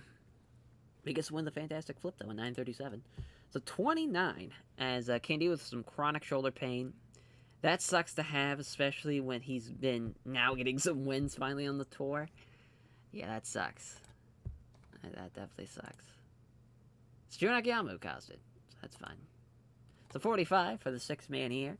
It's Mitsuyama Moto and Great Kabuki 1 and 2 in the match. Mighty Inoue was a bit off his game. That hurt a little bit. Rashikamura was almost the worst guy.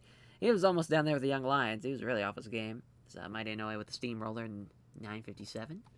56 for Albright and Taz against Giant Warrior and Dan Spivey. Spivey, Giant Warrior, though, with the power bomb on Taz, which Taz is almost in the 40s. It's just, it's going to take a while.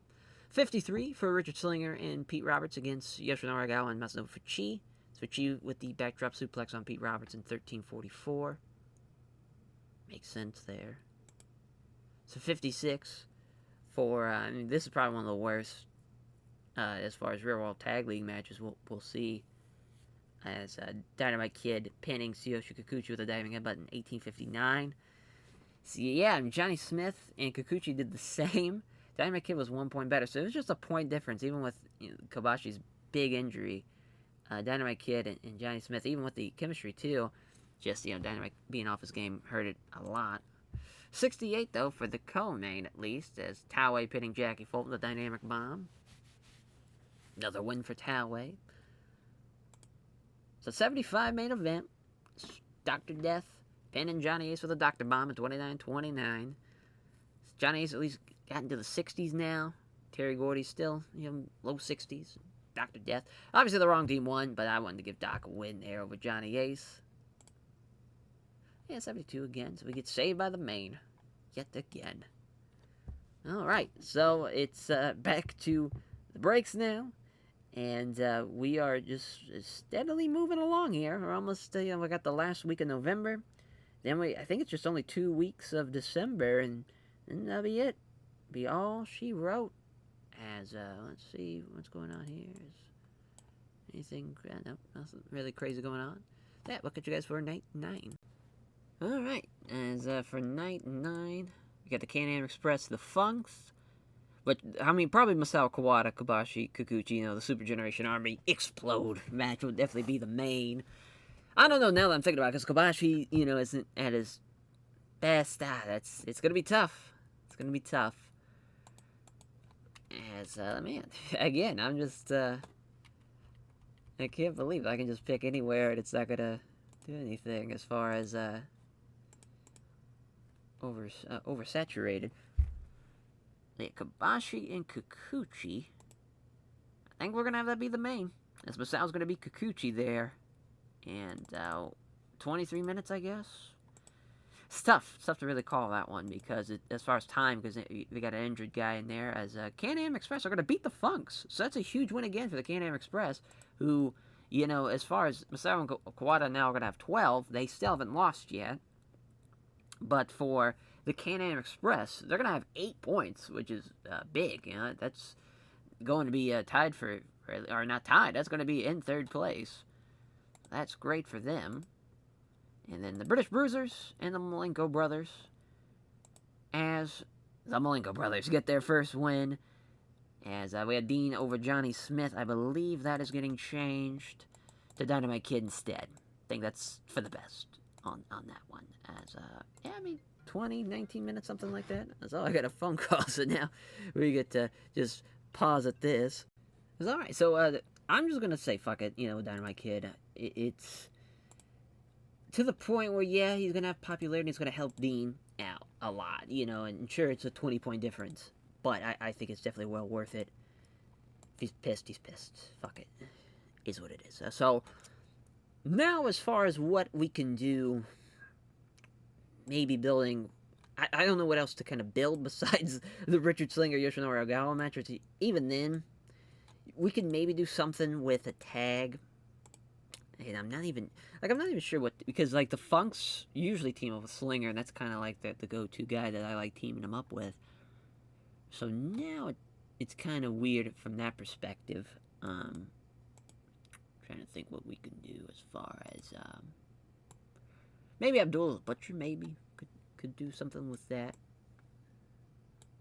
Him and Slinger. Probably Spivey too. Spivey's a good shout.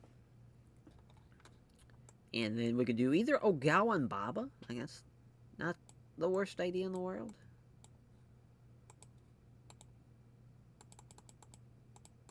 And I guess Spivey's just gonna have to beat Baba here. This is kind of weird. We're kind of in a weird spot with this match. Or Baba's gonna beat Richard Slinger, which is not gonna be great for him. Yeah, I guess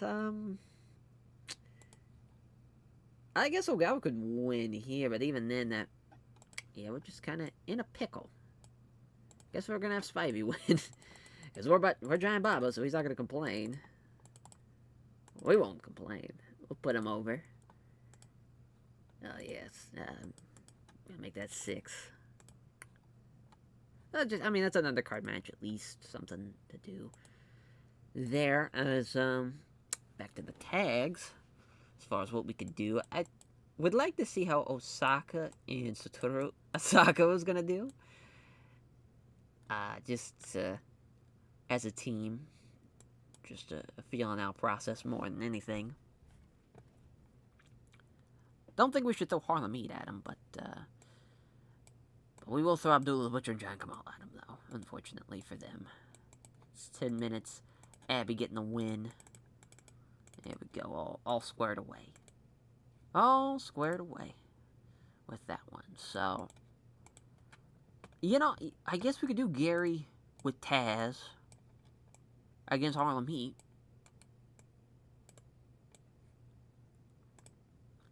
Because, I mean, Taz has...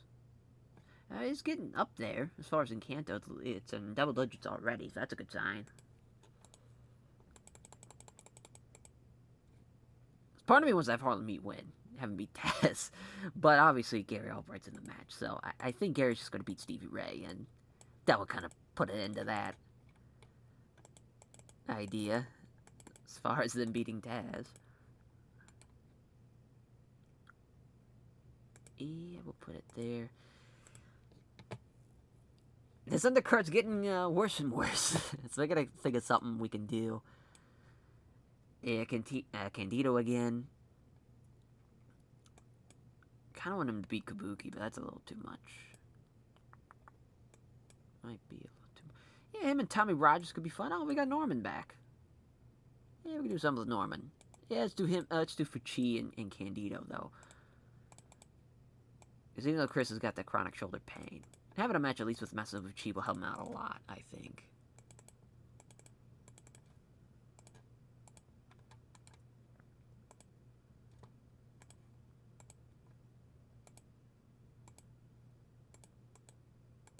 There we go, 2 hours set. So I think we just need to steal the show match, yeah? Yeah, we do. So Norman is always a great shout, right? He's always a perfect guy for this. Even though we probably actually, because he's been getting his just, same his Black Magic, he's been getting so much work. It's mainly pre-show stuff, which irks me a little bit, because we'd actually use him on the main show, but that's alright. Yeah, at least he's doing better. CMLL, obviously, 63s. El Connect, Black Magic, 73. That's fine. But yeah, so we'll give Norman a break. We'll go with,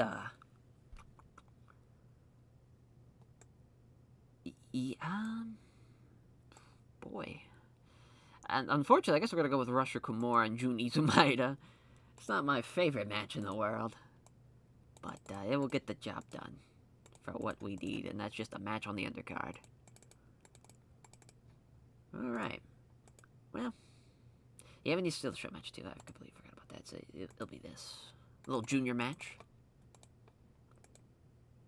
Alright. Oh, I almost forgot to... Oh, no, we got it. Never mind, I was thinking we hadn't changed it. 34. For Rush Kimura and Jun Izumaida. Rush Kimura getting the win at 8:30.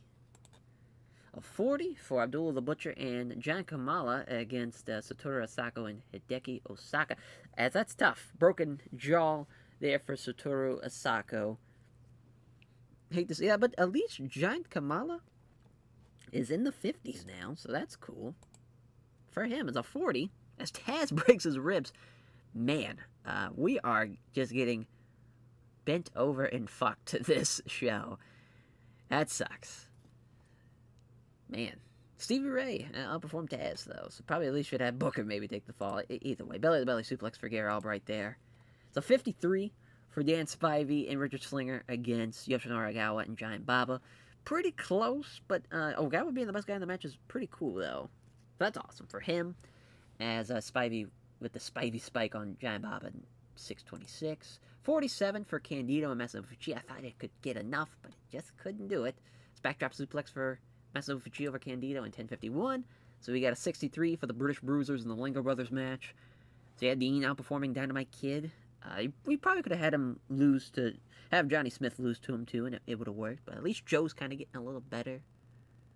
Slowly, it seems like, but Molingo's almost in the 70s, so that's great for Dean. 66 for the Can-Am Express against the Funks, as the Frankensteiner for Doug Furnas over Dory Funk Jr.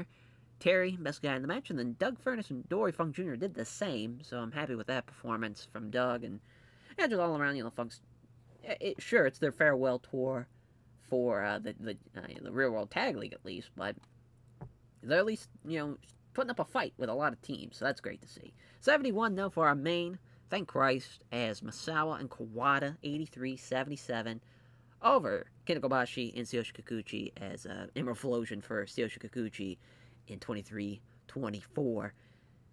Yeah, Kikuchi's going to be outperforming Kobashi for a little bit, which is going to be nice for him at least, to at least elevate him a little bit, get some experience in, but it's not great as far as that team as a whole.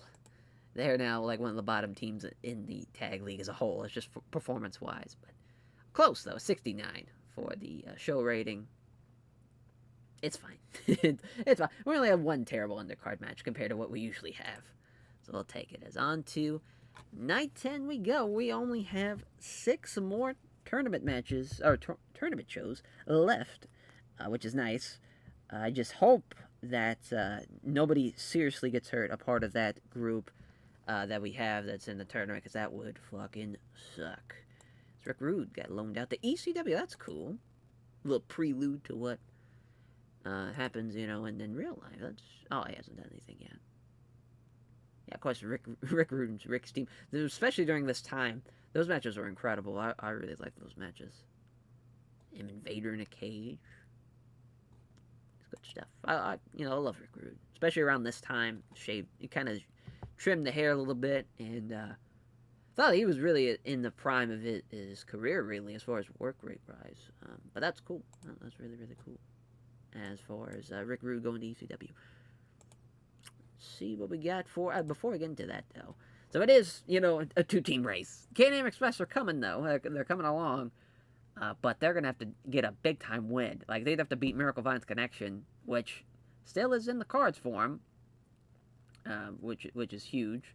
But they also have, potentially beating Kobashi Kikuchi there, potentially beating maybe Jumbo and Taue even. Who knows? The sky's the limit there. But definitely a 3-team race, which is kind of funny. But, Masao and Quada still haven't lost yet. But they still have, got Hanson and Johnny Ace still. Still got the Funks, and also still have the tag champs, too. So you still got a lot of big-time matches left for them. As alrighty. On to night 10.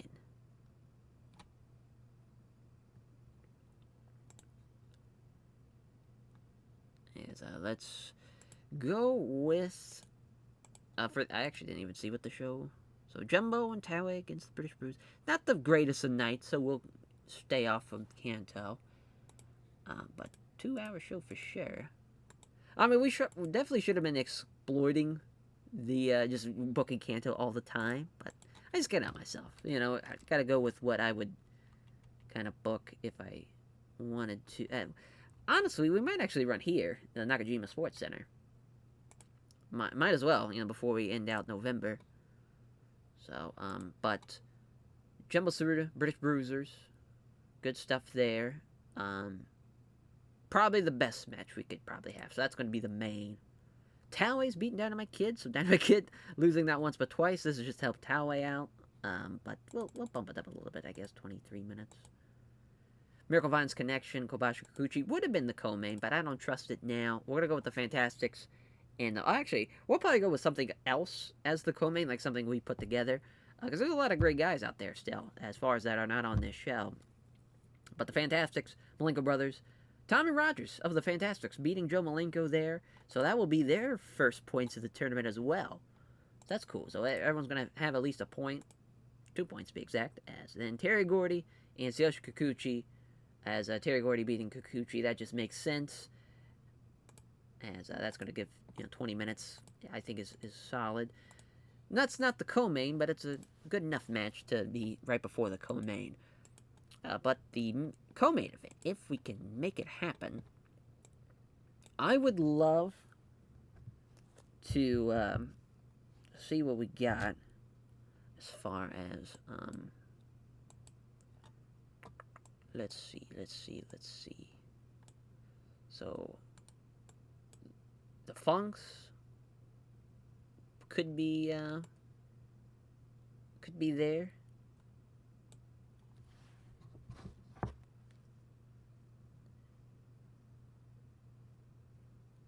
Sorry, but I gotta send this text real quick. As Dory Funk Jr., Terry Funk, and then but definitely Richard Slinger. So do this, and then if we can, well, yeah, we can't. So that ain't gonna work. So never mind. We'll have to go with something a little different. Could go, I guess we could do Baba, Fuchi, and Ogawa. I mean, it's not the greatest thing in the world, but we got it. And we'll have Terry beat Giant Baba.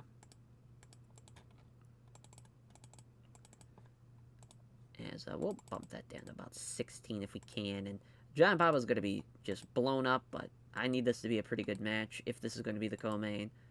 Which I think we will. I think we're going to risk it and have it be the co-main. I don't know. I don't have a good feeling about that at all. I honestly kind of... because Dean's going to do really, really well and everybody's going to do pretty good. I do think this is probably our best bet with Doc. That's gonna be tough though to really dictate what's gonna happen.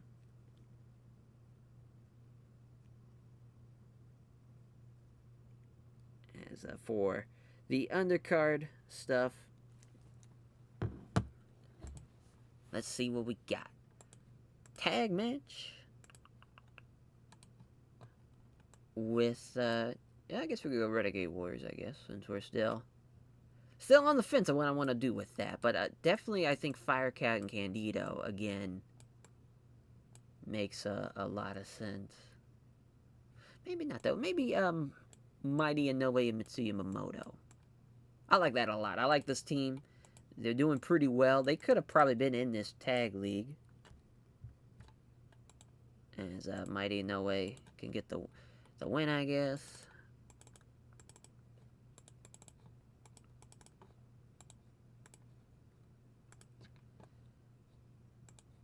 As tag match. Let's see what we got. Joel Deaton and Billy Black. And I guess we could do Spivey and... because, or we could do even Abdullah Butcher and Giant Kamala, I guess. Because what, we've done this. Yeah, this night 4 of the Giant series. So it's been a month. I think it's fine to redo this again. We'll have Joel Deaton, though. Actually... we'll give this... I mean, Giant Kamala has really turned the corner, it looks like. Maybe I'll give him a win over Billy Black. Because I want to say... I already forgot. I kind of glanced at it. Okay, so yeah, I was like, yeah, I'm pretty sure they were the ones who lost that match out. I gotta bump that down to 10.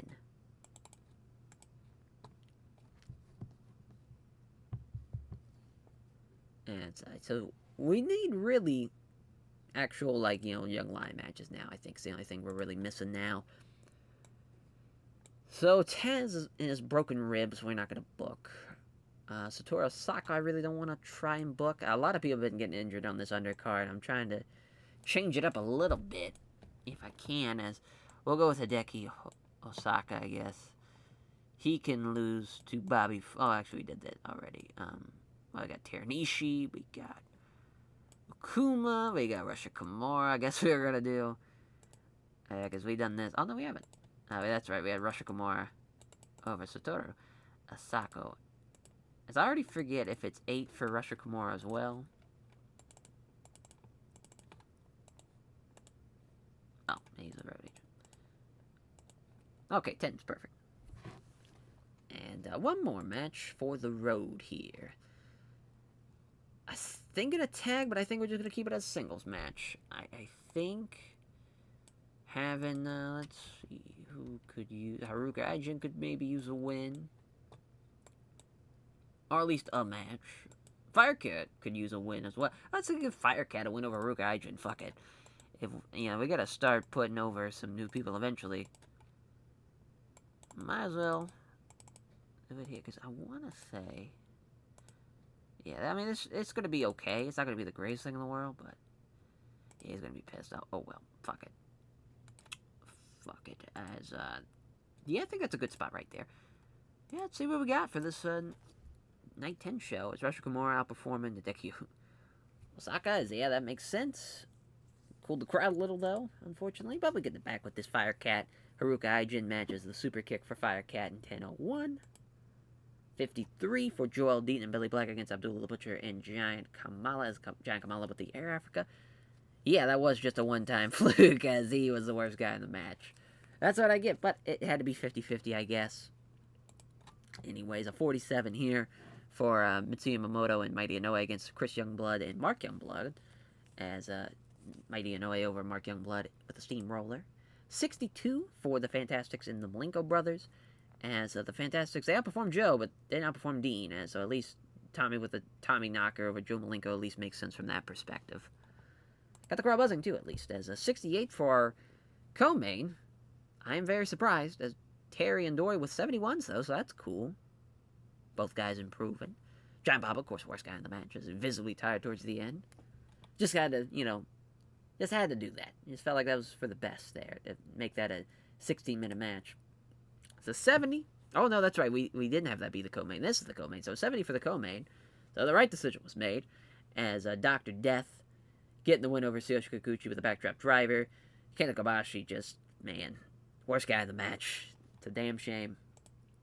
Damn shame. But an 81 for the main. Wow. As Jumbo Tsuruta and Akira Taue doing a really good job. There's Taue with a big win of beating Dynamite Kid in 23 minutes. As, yeah, Taue's now in the 70s. So that's great for him. Maybe not consistently, but at least he's in the 70s now. 78 show rating. That's actually not bad at all. I was a little nervous about that card, and it actually went together really well. So shout out Jumbo Tsuruta and Akira Taue for that one. And yeah, now on to night 11. As I've been taking a break. We got the Wednesday break. So, alright, night 11, as I believe night 13 is the night where it's the last of the, 3 matches, and then night 14, 15, 16 is where the 2 is, if I remember correctly. But for this main event, kind of want to have the Molingo brothers and Jumbo Tsuruta and Kirito. I think they've really earned that main event spot. This, the co-main, and then... I mean, this is a great match, but it's not going to have to be the co-main, unfortunately. But yeah, I think that's a great decision there. But yeah, since we just ran there... Yeah, I guess I'll bite the bullet on the, Oh, that's weird. Oh, that was... Okay, so I was like, wait a minute, both night 10. I see, it's from October Giant Series. I guess we'll bite the bullet and have it run at the Hiroshima Sun Plaza. Cost us 11 grand just to run here. What an idiot. As, oh, yeah, this is the main. Jumbo over Joe Malenko. I think everyone would agree that makes sense. We'll bump that up to at least 22. British Bruisers and Hanson and Johnny Ace. Stan Hansen getting the win over the Dynamite Kid, which again, Dynamite Kid keeps on losing. So we'll maybe change it up a little bit, give Johnny Smith that loss. Yeah, obviously Stan being the man there. And then the Funks and the Fantastics. With, I'm assuming, the Funks getting the win. Oh no, what a huge upset for the Fantastics over Dory Funk Jr. Well, let's see if Dory will go with it. Okay. Shout out Dory Funk Jr. I mean, one of the best ever. I think he's definitely... It's tough when you have, literally the greatest of all time in Terry Funk, what he has done as your brother. And it's hard to kind of get that same recognition, because I think a lot of people probably stopped watching, as far as when Dory's prime. A lot of people now today, haven't really seen that stuff. So it's tough to really... But he was. He was, the technical masterclass guy of his era, for sure. But yeah, it just sucks being, having your brother be Terry Funk, being literally one of the greatest of all time. It's very tough to live up to. But, yeah, that's, we got our definitely our top 3. That's a great top 3, too, to have. But as far as what I would like to see elsewhere, let's exclude. Let's see what we got. Pete Roberts here. Pete Roberts here at the bottom. I think he's got enough to where he could work with maybe a young lion. It'll work. As far as it not getting any pop damage, maybe not though. I am being a bit naive to that. So I think it's fine. Maybe Richard Slinger get a win here. 21-year-old Richard Slinger. See what he's got over Hideki Osaka. Maybe Bobby Fulton. I think that would help him out a lot, to be honest. Having Bobby put him over. I think that's a great idea. Even though poor Bobby Fulton's got got his injury right now, and we'll definitely keep him strong, too. Because we even have to pay off a good bit of people this tour. So, yeah, that's right, Richard Slinger can't fucking work. Anything past 10 minutes? What a guy. What a hand to have. I think we're going to have Mitsuyama Moto again in my Unoa. Just gotta keep on keeping on here. That and Giant Warrior Dan Spivey. We've kind of made a bit of a kind of undercard teams here. But Giant Warrior is going to take the fall in this one. Keep it like 12, maybe 10. I don't know, we'll try 12 for the meantime. Well, Dan Spivey's going to get the win again, which is great for him. He's had quite a bit of a run here. Not being in the tournament, but he's been able to be elevated in a lot of ways. I would love for Jumbo... Oh, that's right, Jumbo's in the May. I was like, I'd love for Jumbo and Giant Baba to team up again. But, yeah, that ain't happening. So we'll have Baba and Masso Fuchi team up instead. As, let's think of Kikuchi and then somebody else. Trying to think who would be a great guy for a Super Generation Army dude to team up with. And it, like, makes sense. Yeah, I mean, Takeo Mori or Jun Akiyama. I think that would probably make a lot more sense to kind of lean Jun Akiyama to the Super Generation Army side. Yeah, I mean, this is an interesting little undercard.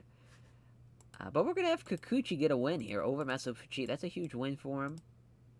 Huge win for him, and that's a great win for Jun Akiyama to be on that side of the winning side of things. For him, Baba the Road Agent, we'll have that be Joe Higuchi. I could maybe see why that is. Kikuchi, Masso Fuchi probably doesn't have that. Yeah, I mean, it's the same pop. Come on, Masso Fuchi, you gotta be better than that. You gotta put the kid over. That's what happens, though. Just a piece of shit. Piece of shit. All that fame got to his head. I gotta change this to 2 hours, so I do know that much. Yeah, just a couple of more undercard matches, and we're good to go.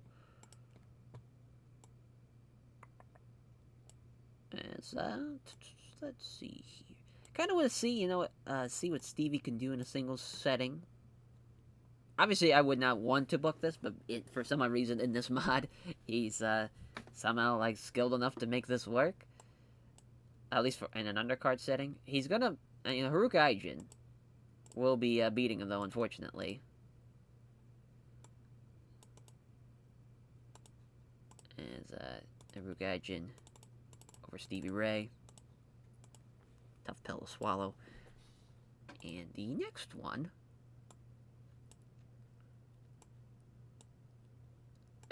Pete Roberts, I really like to give him a win over Teranishi. Maybe Kabuki. Just trying to think who could, like, use a win. Taz. That'd be awesome, but no, I mean, is it the craziest thing oh boy. I think we're saving that for Norman, maybe. I don't know, I kind of want to do it. Let's just kind of see what happens. I don't know why I did that, but... Oh, that's right, Taz got the broken ribs. Fuck. Taz, you're almost a made guy. Almost. Almost, not quite. So I guess Masano is going to lose to Samu Teranishi instead. What a shit show. We've had to have done this before, yeah? No. Not the first time matchup.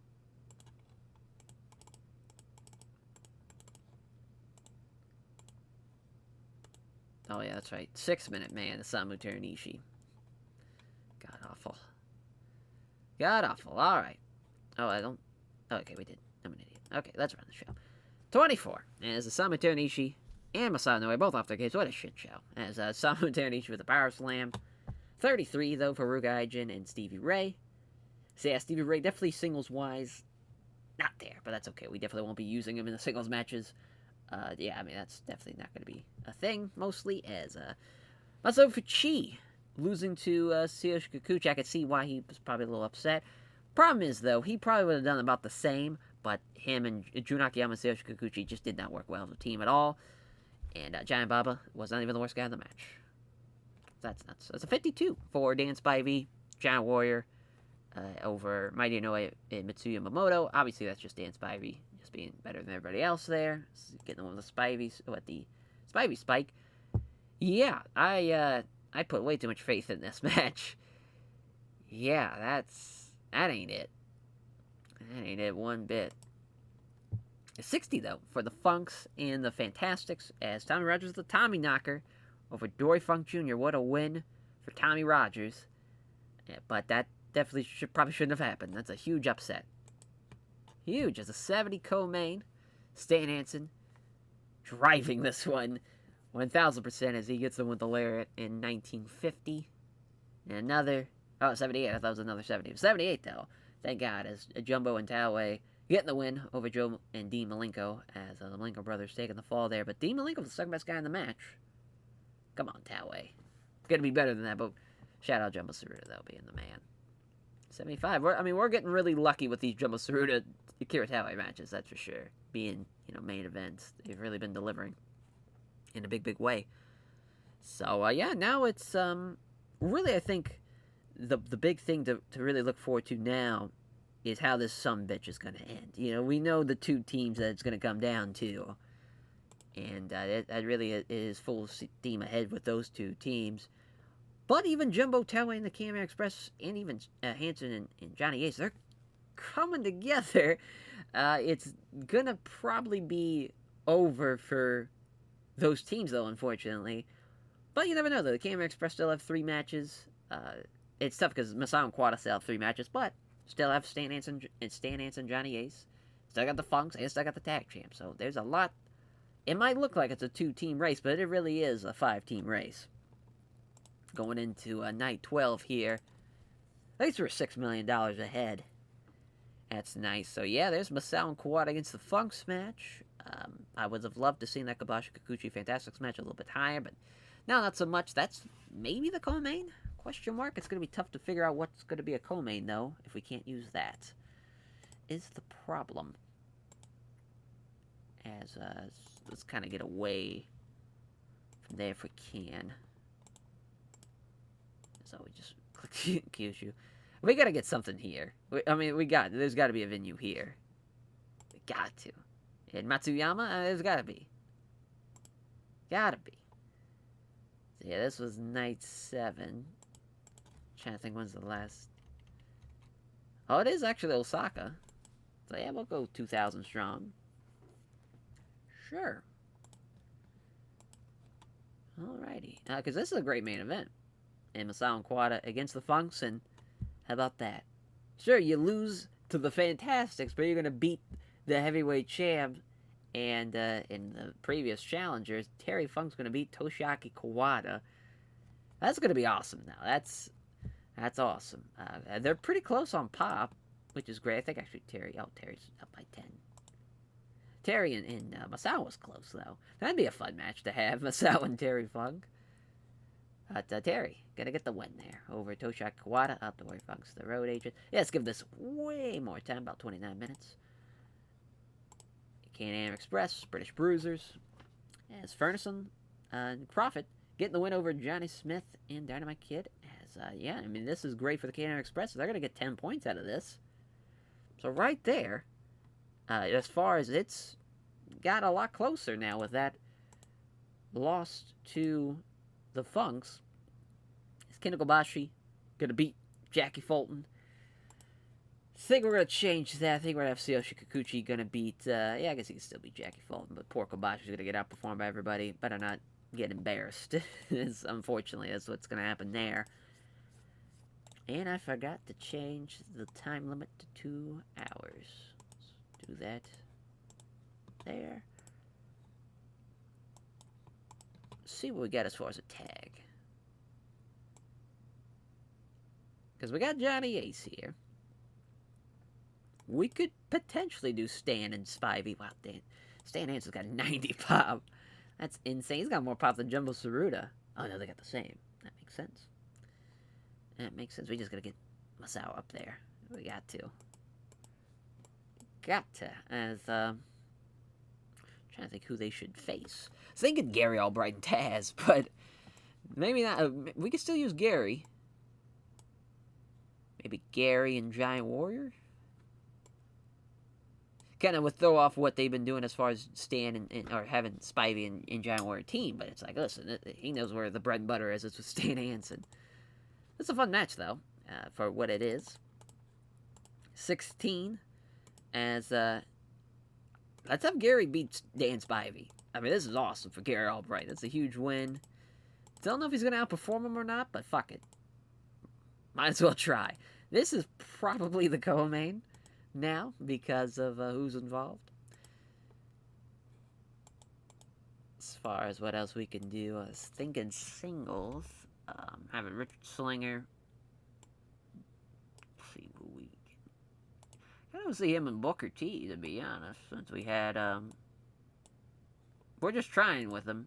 I don't think it's gonna work out, but we're trying with old Dick Slinger here. It hasn't been working out too well, but maybe it's gonna click here. Him and Booker T. We'll see what happens. As I'm surprised Joe has just neutral momentum, to be honest. He's been taking a lot of losses. Just kind of looking to see who's got cool momentum that could use a win. Bobby Fulton for sure. Yeah, let's have Jun Izumida and Bobby Fulton. Fuck it.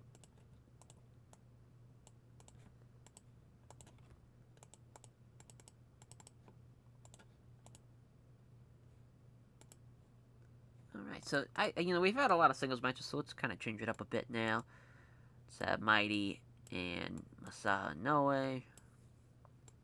To get back to this ball and chain. I was thinking Johnny Ace and Candido. That's kind of a fun match. Oh, Candido's chronic shoulder pain. It does suck, but could be a fun little match. With Johnny Ace's performance. He's going to get the win there. Sometimes you just got to try it sometimes. Even though, we're kind of rearranging some of the teams. Sometimes you just got to see if something's going to click. And it's a better time to do it now, during the tour, than at the actual final show. That's for sure. As, let's see here. Could use something with Doc, I guess. We could do Doc and... Not exactly sure who, but... That's an idea. Yeah, let's do Taue and Baba. Or Jumbo and Baba, since we were talking about it. Jumbo and Baba. Against the team of the Great Kabuki. And let's see, who would be a great guy to team up with the Great Kabuki here. And it makes sense, as far as maybe Rush Kimura. It's tough. It's tough to really try to hone in and see who. Maybe John Kamala or Abdullah Butcher. We can go with Abdullah Butcher. That's kind of a fun pairing, Abdullah Butcher and the Great Kabuki. Let's say 8 minutes. Jumbo over Abby and call it a day. That's okay, Dory. We'll be fine. Yeah, put that there. It's not a bad show. Not a bad show at all for a Osaka show. 37 here for Bobby Fulton and Jun Izumida. Fantastic flip for Bobby Fulton. 33 for Richard Slinger and Booker T. Yeah, just, bringing it down because of the two guys that are supposed to be on the pre-show. But at least Richard Slinger's almost in the 50s here. Not sure what happened in the last show. So 50 for Johnny Ace and Candido, who outperformed Masato Inoue, even with the injury taking a big toll. And then Mighty Inoue and Johnny Ace. So that's nice. It's not Johnny Ace with the Ace Crusher. 60 for Abdullah the Butcher and the Great Kabuki against Jumbo Tsuruta and Giant Baba. It's Jumbo just carrying this one, and Abdullah the Butcher and Great Kabuki do not work well as a team. Then sometimes you just got to figure it out. It's a 59. Wow. I figured it was not going to be as great as I wanted it to be. Obviously, when I thought of this one, Kobashi was healthy, but Christ. But I mean, Tsuyoshi Kikuchi carrying the torch, though, being the best guy in the match. So that's cool. As Kikuchi pinning Jackie Fulton there in 1732. 66 for, I'm glad this was not the co-main anymore, as Can-Air Express beating the British Bruisers. Doug Furnace with the Frankensteiner in 1957. Johnny Smith was a little off his game. Dynamite Kid 56. That is not great. 69, just slightly better, but at least it's better enough. As Gary Albright pinning Dan Spivey as he did outperform him. Gary Albright's almost in the 70s. That's incredible. Incredible. 79 main event as Masso and Kawada. It's pretty close with the great chemistry, but Terry Funk does indeed outperform Toshio Kawada with a funkin' moonsault in 29-29. Man, that'd be incredible. I can imagine the roar from this the crowd here in those final moments. Terry Funk going up for the fucking moonsault. Just that would be tremendous. Tremendous. A hell of a match though. 76. We'll take it. Gladly take it. Yeah, I can't believe it. I felt like we just sat down to do this. I know it's kind of weird to say, but we're almost at the end of the road here. It was at the end of the tour. Unbelievable. Unbelievable. As I'm just kind of curious to see, because, yeah, we got 13, 14, 15, 16. Just got this last stretch here in to start off the month of December. I think it's official to say that it's a 3-race tie with Masawa and Kawada, Miracle Vines Connection, and the Can-Am Express. Funks just don't, they only have the one match left against the Molingo brothers. But, I mean, a couple of upsets went their way, and if they would have been able to beat the Fantastics, they'd be in a great spot. But, fortunately, it's either going to be 6 or 8 for them. Same thing for the British Bruisers, so either going to be 4 or 6 for them. And the Molingo brothers, with only, they got only the Funks left, and the Fantastics, with 4 and 6. So there's a couple of teams that only have 1 match left, or 2 matches left. The Can-Am Express still have 3. Same thing with Jumbo and Toway. So they're the only ones that have the most, as far as that goes. So, potentially, Can-Am Express might just steal this damn thing. Got a very, very good shot of doing that. But yeah, we'll take a break. Catch you guys for night 13. Hey, let's see what we got here for night 13. As Stan Hansen and Johnny Ace against the Fantastics. Makes sense. Champs versus Champs. That's got to be the main. As the Miracle Vines Connection versus the Can-Am Express. I think it's time to go back to Corkin for this one. I think it's time. Even though he's injured. It still should be a fun match. I think it still should be the main. As Jumbo Tsuruta is going to get the win for the Jumbo Towei team. As he's going to be Kikuchi there. I want to say I initially was like, this could be a draw to protect both belts. But I was just like, nah, let's have Kikuchi take the fall there. As maybe even have Kobashi lose. Let's just kind of look at the difference of pops here. It could help elevate Towei. It's not a terrible idea. Yeah, let's give it a shot. Sorry, Kobashi, but might as well try to help elevate someone while you're out. Gave that 23 minutes.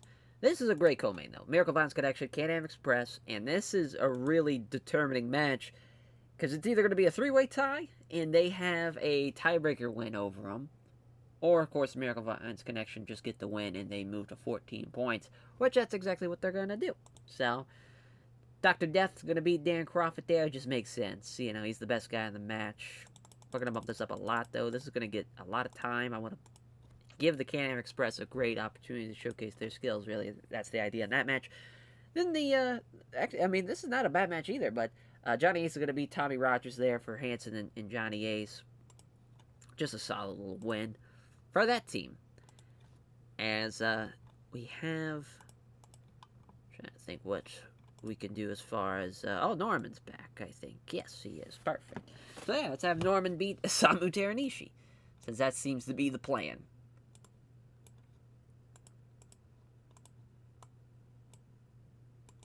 Or at least, maybe save that. Maybe if Norman is able to work on that show, which I don't know, I haven't really checked. We should probably check and see if he'll be able to work it. But he could, beat someone on the final show to really make it a worthwhile, win. But we'll have Teranishi, and then... I'm trying to think who's a guy he could team up with that's a part of that kind of undercard, the aging undercard. that it can work. As far as him... guess Akuma. I guess it's going to be Akuma. I guess that's just kind of where we're at. So we'll bump that up to 6, or bump that down to 6. And have Norman be Samu Teranishi. See who's going to complain about this. No, no one. Perfect. You know, again, you know, Taz's injuries kind of barring a lot of things. But Gary Albright's really done. I mean, talk about a mega push of the century, but really kind of strategically where he's not just destroying guys all the time. I know that's kind of how we started off. Wow, he's the Pro Wrestling World Heavyweight Champion from UWFI. That's cool. I'm glad that's going well for him. Oh, he beat Yoshiaki Yatsu. That surprisingly only got a 50. Well, Gary Albright performs better for All Japan. That's cool. That is mighty cool. Yeah, you know, as far as trying to think what we could do for it to kind of work. Yeah, I think it just maybe a Dynamite Kid match to kind of get something on his side of things. I think that could go well for him, like him beating like Chris Youngblood, for instance. Just a simple little match for them to get their heat back, really. So one thing I like about this, how we set this up, we're not having it to where guys are going to get their momentum just pushed into the toilet by having night after night and them having to work someone in a tournament. This lets the guys breathe a little bit, which is awesome. And I like that a lot. I don't know if I'll incorporate that in the other series, but definitely that's just for the sake of this being different. I do like that a lot, how we formatted this to keep it with the real life, how it was done in real life. But also I think it's just a good job as far as really controlling how our talent is used for the most part. Because really no one's gotten a serious injury, luckily, but that's just kind of luck of the draw most of the time, though. As Firecat, I was thinking Firecat getting the win, but I guess over Osako. I know Osako's kind of banged up a little bit with that broken jaw still, but because yeah, we've done this every tour so far, so might as well keep it going. It's another match of another tour. Firecat getting the win. Hell yeah! So 2 more matches. We need our Steal the Show match.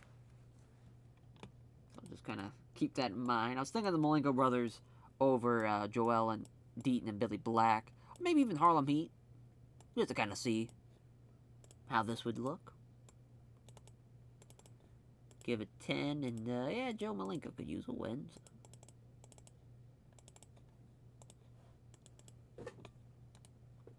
And I forgot to fucking change the Forgot to change the shit.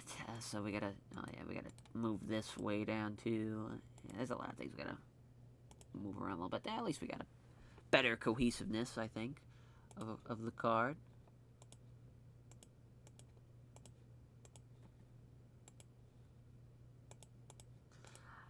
We should definitely make, Mitsuyama Moto and Mighty Inoue a team. We're just gonna do that now, while we're thinking about it.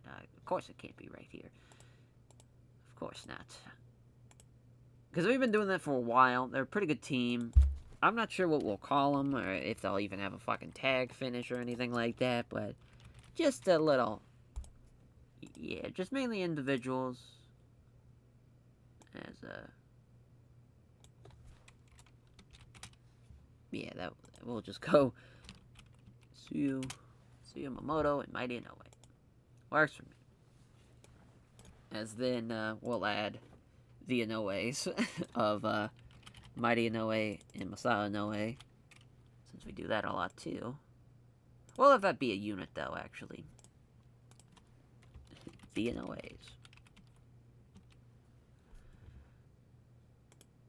There we go. Perfect. We might not even add it. Oh, is it just off of unit? Oh, it is. I was like, what the fuck is going on? Why can't... there we go. That's much better. Much, much better. So Oh, no, never mind. We didn't add him into an actual match yet.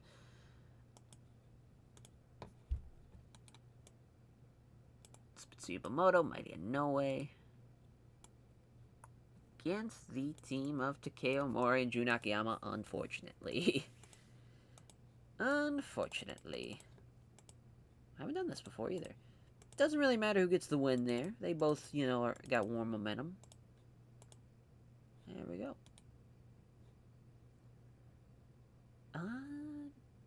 Boy, it's basically the same thing here, just obviously Dean's a little bit better. We're putting a lot of faith in that Dynamite Kid Chris Youngblood performance. That's all I'm saying. But I think we're good to go, because we're keeping this one corking for the main. 34 for Firecat and Satoru Osaka, so we're kind of getting better. Even though it slowed him down a little bit with the injury, but it wasn't too bad. Super kick for Firecat, 934. 45 for Pete Robertson, Norman Smiley against Samato Nishi and Matoshi.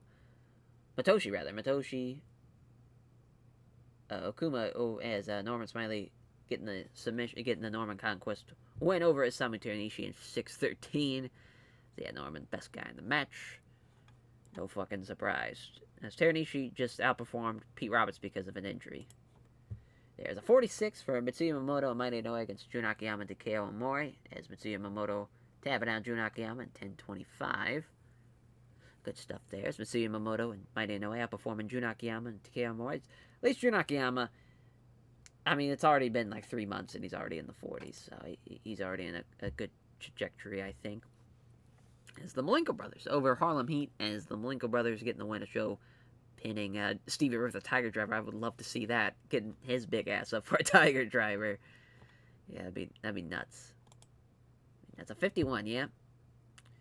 Yep. I have way too much faith in that match. Dynamite Kid with a diving headbutt, 947.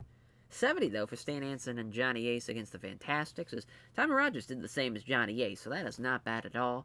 Obviously, with the excellent chemistry boost is why that is, but Johnny Ace getting the win with the Ace Crusher in 1949. 75 for the co-main.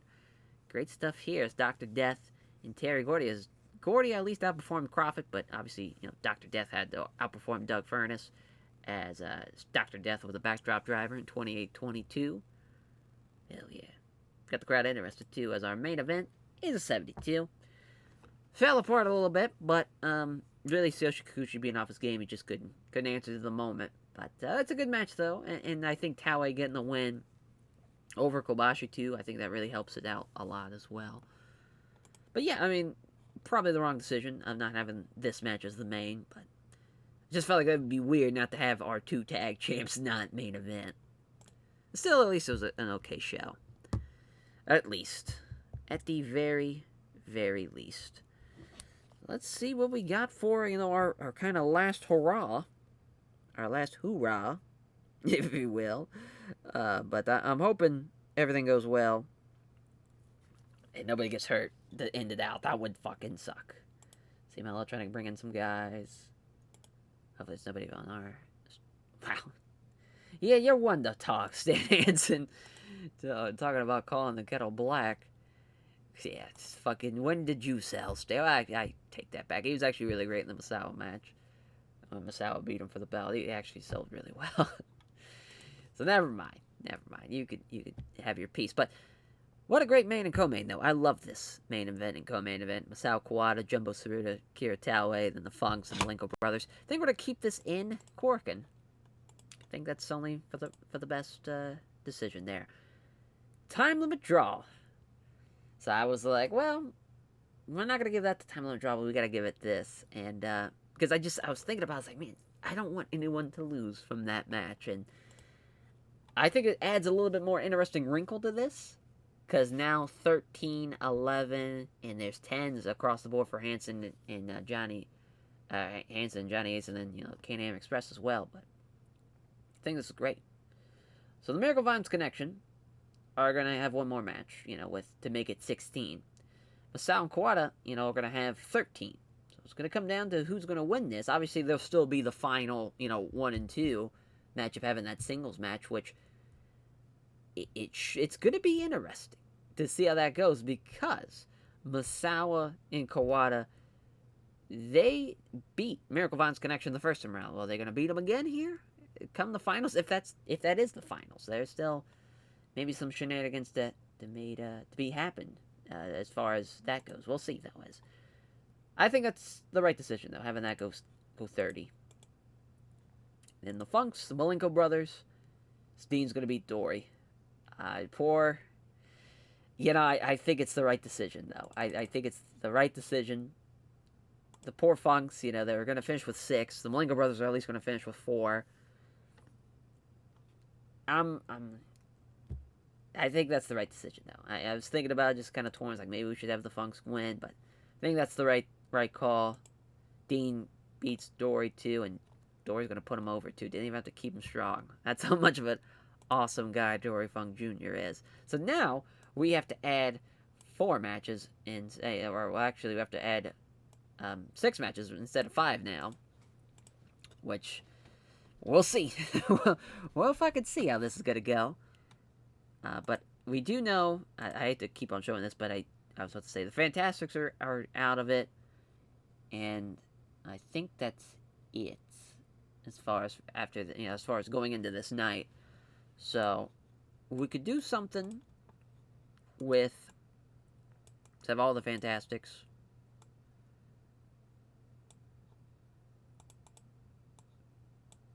Against, I was thinking the British Bruisers with Pete Roberts. I was thinking that was going to be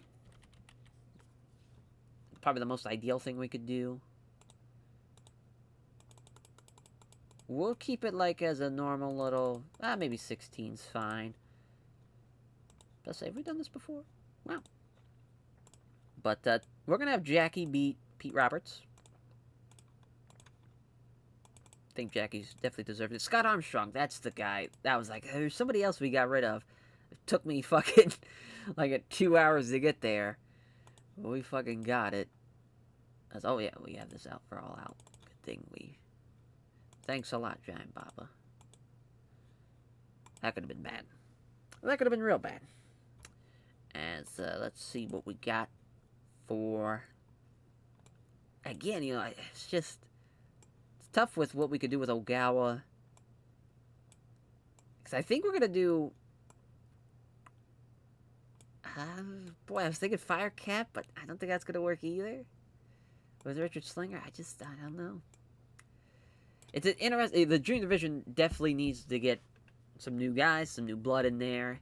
And we're looking to do that. Right now, I'm just kind of letting all the talent that's been working elsewhere, like ULL and... I'm trying to think in like Wing and even maybe not New Japan, but like UWFI and PWFG, just kind of letting them work and get their kind of bearings in that promotion before we start using them. But let's see what we got. I mean, there's just not a lot of options. It's either gonna be one of the either Chris or Mark Youngblood or. Yeah, just, or we could use Kikuchi, I guess. I didn't even think about that. Yeah, let's do that.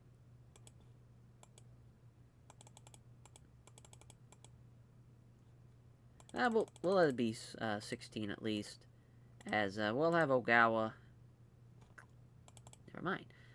We'll have Fuchi beat Kikuchi. I think that's for the best.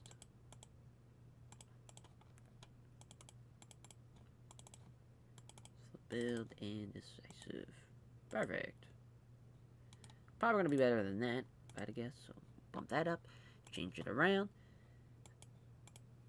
So we got Stan and either Ace or Spivey. We could also go 6-man with this as well. But we'll go with Stan and Spivey. Yeah, we'll go Mitsuyama, Moto, Mighty No Way. That seems fair. Another 16-minute match. Yeah, Stan can just get a win. He can murder him. That's fine. The rich get richer. And, but yeah, I think that's a good spot for where it's at. We need to steal the show match, so let's see what we got.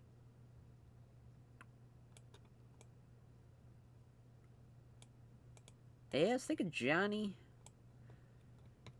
Either Johnny and Joel Deaton, maybe? I think we've done this before, yeah? Oh, no, we just did the tag of this and the Giant series, so that's fine. Johnny's getting the one with the Ace Crusher there. Perfect. Oh. Goddamn you, Joel Deaton. You're killing me. Yeah, I gotta change this, too.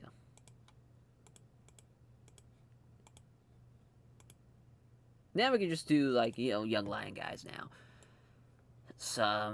Rush Kimura's still cooled, so guess it's gonna be him and Hideki Hosaka. Yeah, we did this night 10, so a couple of days ago. Just a week ago.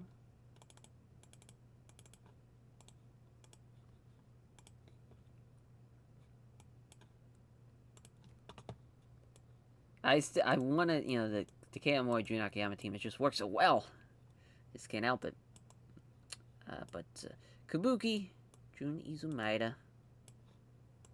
We all know what happens here with Kabuki getting the win.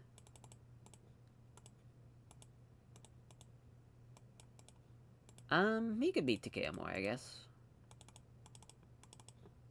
I think that's fine. It's fair. Yeah, that's definitely there. It's a pretty good show. Pretty good show. 34. It's basically the same thing as Rush Kimura. Get the win in 10-17. He outperformed him, though. Oh, we forgot to change the venue to Cork, and that's alright. As a 45 for this matchup, as the Great Kabuki getting the win for his team against Jun Akiyama and Takeo Mori. It's Great Kabuki with thrust kick. Pretty close, though, I guess, as far as 34-39s. And then, of course, Jun Izumaida rounding up the bottom of the pack. And then Johnny Ace with the Ace Crusher in 10-19. 58 for Johnny Ace, 46 for Joel Deaton. 57 for Pete Roberts in the British Bruisers against the Fantastics.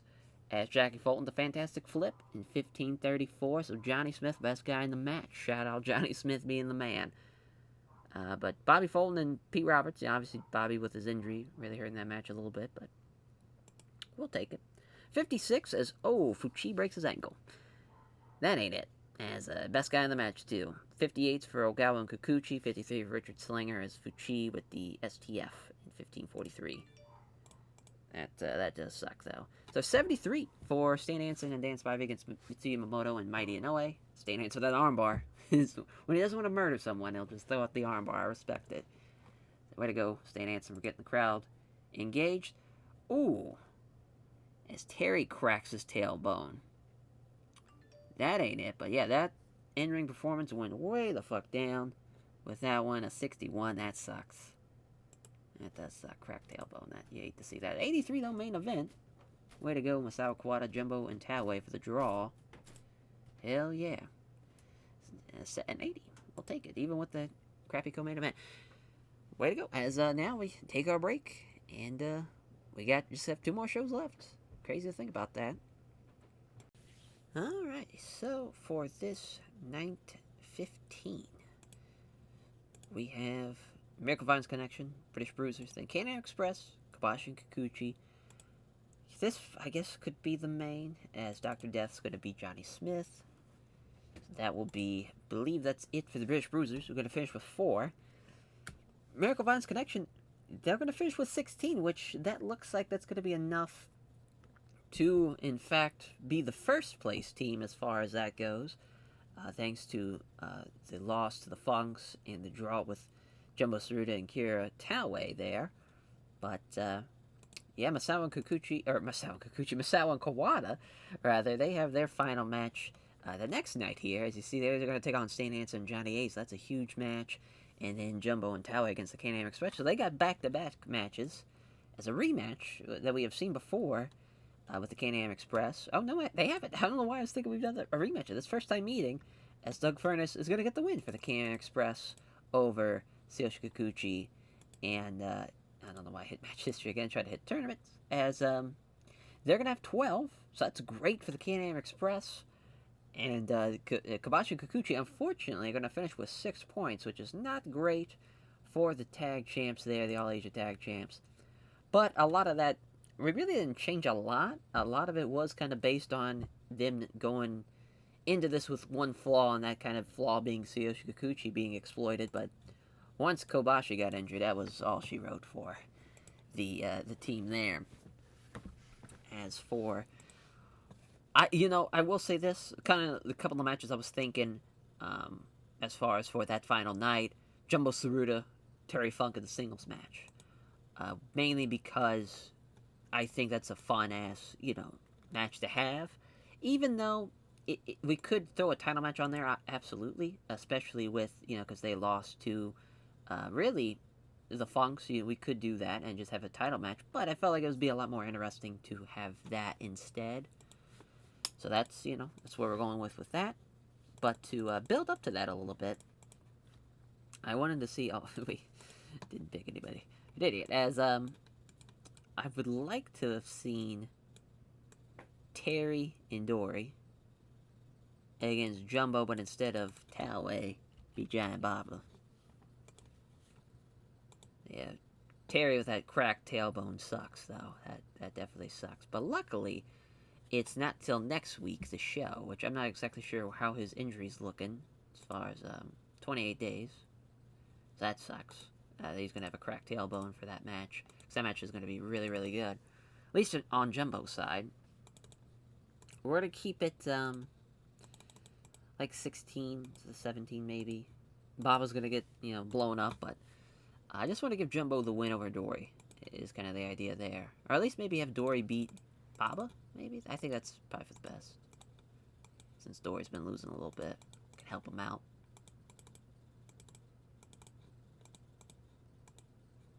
So, Baba's the agents. Shoguchi. It's fine. As I do want to... I think I didn't change this either, yeah. I just love how this has always stayed the same. In that we've been able to just kind of do whatever the hell we want.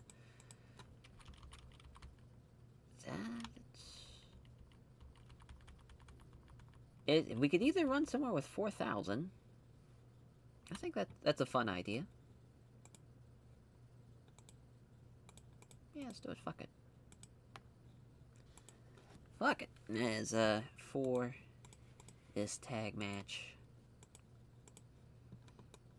I think throwing Mitsuyama Moto again out there with Mighty Inoue, it just seems to always work out well.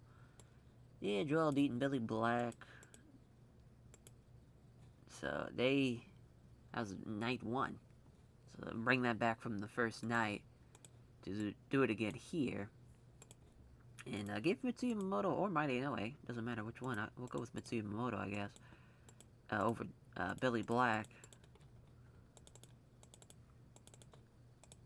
Like that, as an undercard matchup. This would probably be the co-main. I don't know now that I'm thinking about it. We could probably make something better. Think what 6-man we can do that has Hanson, Ace, and Spivey.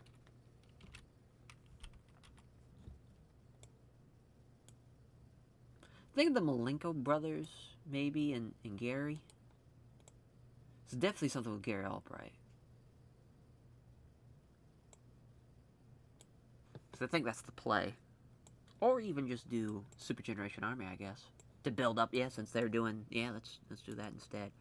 If we can. Well, yeah, we'll do Masawa, Kawada, and then Gary Albright. There we go. We got a match. We got a co-main. As, yeah, I mean, really, either Masawa or Kawada could use a win here. I'm going to go with Kawada, though, beating Johnny Ace. It'd be funny if that's the... I don't even know what the finish is of that match that's happening tomorrow. So I'll just check and make sure. Okay, so it's Masawa beating Stan Hansen. Holy shit, that's going to be nuts. As I just want to make sure that was we got the okay. There, we got the clearance. As we still need a Steal the Show match. That's kind of the big thing that we're trying to build towards if we can... Thinking Dean, because like Dean's just tremendous.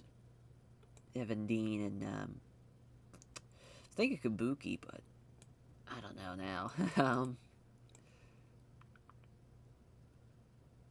Maybe Firecat, him and Brady Boone. Yeah, because we haven't done this before. It sucks about Ogawa and Richard Slinger. I completely forgot they have negative chemistry, so that match is going to suck even more than what it could, and that's a shame, but it is what it is. I think we'll be fine now. We're going to try to kind of bury that on the card, honestly, if we can. That'd be great. I don't know, now I think I gave that a little too much. Yeah, I think that's better off there. So we just need some undercard stuff. Some Young Lion stuff. Speaking of, Richard Slinger. Yeah, him and Joe. That's not a terrible idea.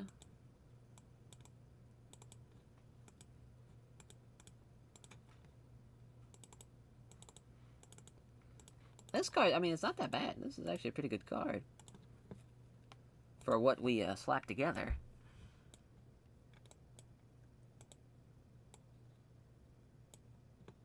I'm just gonna see what, yeah, Russia Kimura to KO Mori. I hate it, but it's gotta be done. It's got to be done. Sorry, Takeo Mori. You'll be fine now. It's just the Young Lion phase. You'll bounce through. You'll break through it. So 30 for the opener. It's Russia Kimura beating Takeo Mori, another guy with cracked ribs. Russia Kimura getting the win. Slightly outperformed him. He was off his game too, so just that sucks though. Cracked ribs. 38 for Joe Molingo and Richard Slinger. Not enough investment there between these two men. Definitely the wrong guy won, but that's okay. It's a 53 between Mitsuyama, Moto, and Mighty Inoue against Joel Deaton and Billy Black, as Mitsuyama Moto getting the submission win over Billy Black. Yeah, Joel Deaton, I mean, wrong team won, but I wanted to make it at least 50-50 from that regard. It's a 65 for Dean Malenko and Firecat, and they have great chemistry, so that's awesome. It's Dean Malenko getting the win, the Texas Cloverleaf in 12:47. Tremendous. 67 for the KM Express, and Kendo Kobashi and Tsuyoshi Kikuchi as Doug Furnace with the Frankensteiner over Tsuyoshi Kikuchi in 24:06. I mean, Kikuchi's gotten a lot better, that's for sure, through this tour. But it's still not near the level we need it to be. 74, though, for this one, even with Giant Baba just almost dying by the end of this. But Dory Funk Jr. getting the pile driver on Giant Baba is pretty great. Jumbo Ceruto, 82. At least the injury just somewhat slowed down Terry Funk, so that's going to be great for that match. That's awesome. 80, though, for this, 81, rather, excuse me. It's Joshua Kawada beating Johnny Ace with the Kawada driver in 2026. Stan Hansen doing a really good job. There's Masawa, 79, 74 for Kawada. Yeah, just Johnny Ace. Way the fuck down there. Gary Albright, though, in the 70s now. So that's awesome. 77, Maine, yeah, it's going to be tough to follow that co-main for sure. It's Dr. Death with the backdrop driver over Johnny Smith in 21:33. It's Dr. Death with 79, 70, or 63 for Terry Gordy, 61 for Johnny Smith, and then 55 for Dynamite Kid. 75 there.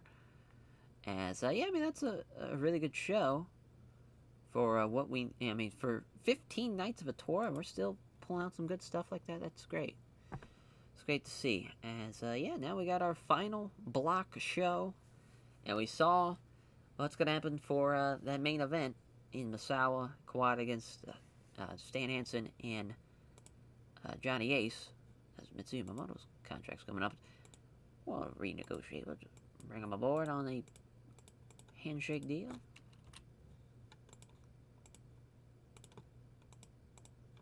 So yeah, because he's on an exclusive per month, which is about 15K. It's a little too much for what we use him for. We'll just have him a handshake deal and see where we go from there. As let's see here. So yeah, we just night 14 we just ran in Corkin, so we probably will be doing the same thing again here. Problem is, we had to be like a generic venue, I'm pretty sure. So that sucks, because we forgot to have it be a Corkin, but that's okay. We'll make it work. Stan Hansen, Johnny Ace, Masawa and Kawada. Sawa beating Stan Hansen. I don't even care if he's unhappy. I want to get Masawa over. Jumbo Tsuruta and Akira Taue beating the Can-Am Express. So as far as how this played out, Masawa and Kawada with 15. Can-Am Express with 12. Jumbo... Oh, wait, so yeah. 16 for Miracle Vine's Connection. We'll just go from the top. That just makes more sense. 15 for Masawa and Kawada. 13 for Akira Taue and Jumbo Tsuruta. 12 for the Can-Am Express. 10 for Stan Hansen, Johnny Ace. 6s for Kobashi, Kikuchi, and the Funks. And then 4s for Molingo Brothers, Fantastics, and British Bruisers. Not bad. Not a bad first tag league, if I do say so myself. It's Taue getting the win. Yeah, that's probably going to be the co-main as well. So we just got to add 6 more matches here. See what we get as far as,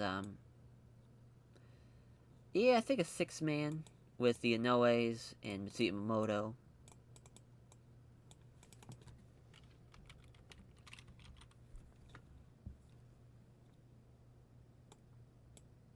And, think of who would be a good team for. I was thinking Firecat, Candido, and I'm not sure who's the other. We might go, as far as we might go either Jackie Fulton or Tommy Rogers. I think we're gonna go Tommy. I was wrong side here. Is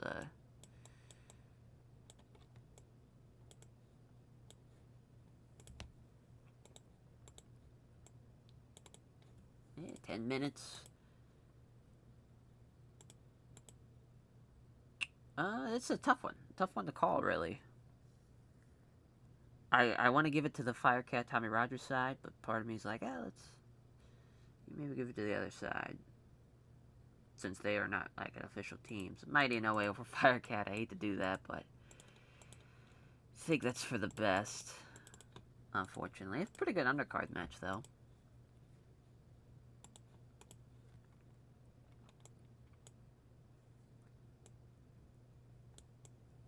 As, really for this, I was thinking maybe Spivey and Giant Warrior again.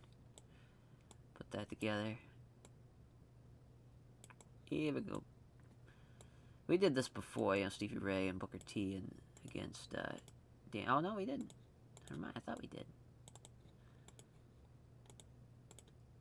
I guess we'll give the win to Giant Warrior. I guess I don't know why we're trying to keep Giant Warrior around, but he's over and he does okay in the mid-card section of the card, so it's just kind of, it's like, fuck it, you know, type of response, really. So they both have war momentum, crazy enough, still, the British Bruisers. Yeah, that's, they're both cool, the Fantastic, so we'll do this, even though Bobby's hurt. Jackie could get a win, and it'd still be okay, I think.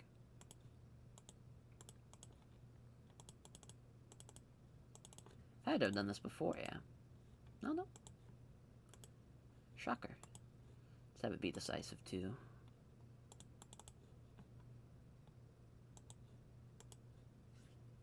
Nice.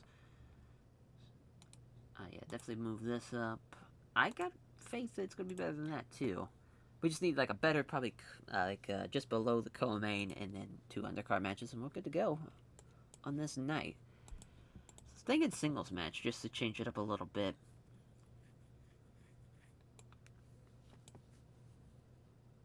Yeah, it's... I was thinking Dean and Kikuchi. That's what I was thinking.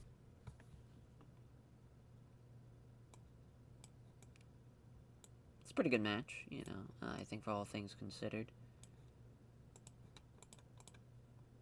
Yeah, keep it at 18 and give Dean the win.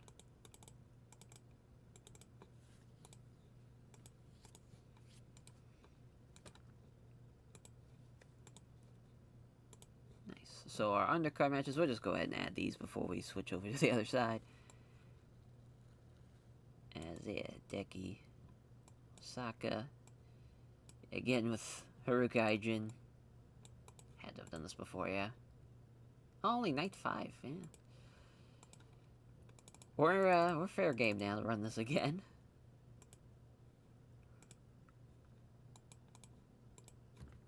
As far as a tag match, we always do that, you know, as far as Jun Akiyama and Takeda Mori. Let's go Satoru Asako and Jun Izumaida. Yeah, we got Rusher. Yeah, Sama Teranishi, I guess. That's bad. This is a bad match. I mean, this is bad. This Teranishi probably will perform Rusher Kimura. Don't really care who takes the fall there. That is that. We just gotta change this to 2. We're good to go. Alright. As 38 for the opener. Sama Teranishi with a 43. As Teranishi with the power slam. So he did outperform everybody in the match, but at least Satoru Saku was almost there to Rusher Kimura, just not quite, and Jun Izumaida way the fuck down there because he was really off his game. 37 though for Haruka Aijin and Hideki Osaka, as another submission win for Haruka Aijin. 49 for Dan Spivey and Giant Warrior against Harlem Heat. They were Booker T catapulting past Stevie Ray. You love to see that already doing that. It's Dan Spivey with a 59 though. Giant Warrior with a 49. 47 for Firecat, Tommy Rogers, and Chris Candido against Mitsuyama, Moto, and the Noes, as Mighty Noe pinning Firecat with a steamroller. As, yeah, probably shouldn't have had that done. If I should have Mitsuyama Moto beat him. But that's pretty close, though. Wrong team won, probably. Yeah, I mean, definitely should have been the team on the left. It's a 50 for the Fantastics and the Renegade Warriors. It's Chris with the taking the fantastic flip from Jackie Fulton in 12-24. Jackie with a 57, yeah, definitely doing a really good job there. It's a 62 for Dean and Tsuyoshi Kikuchi. Dean with a Texas Clover Leaf in 18-15.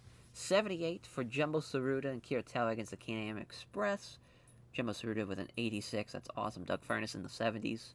That's pretty crazy. Is Taue beating Doug Furness, though, so that's awesome. Got the crowd interested again as well.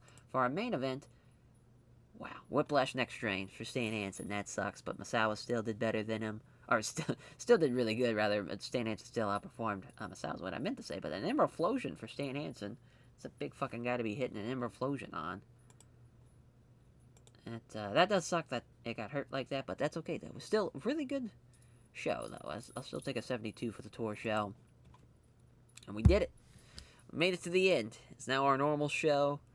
As far as I'll get together a card, we'll go through it, run it, and we'll see how everything plays out. You already know 3 matches on the card, as far as having, obviously the Tag League Finals in the Miracle Vines Connection against Masawa and Kawada. We're going to have the junior heavyweight title matchup of Richard Slinger and Yoshinari Aragawa, and then we're going to have a tag match, or the singles match, rather, of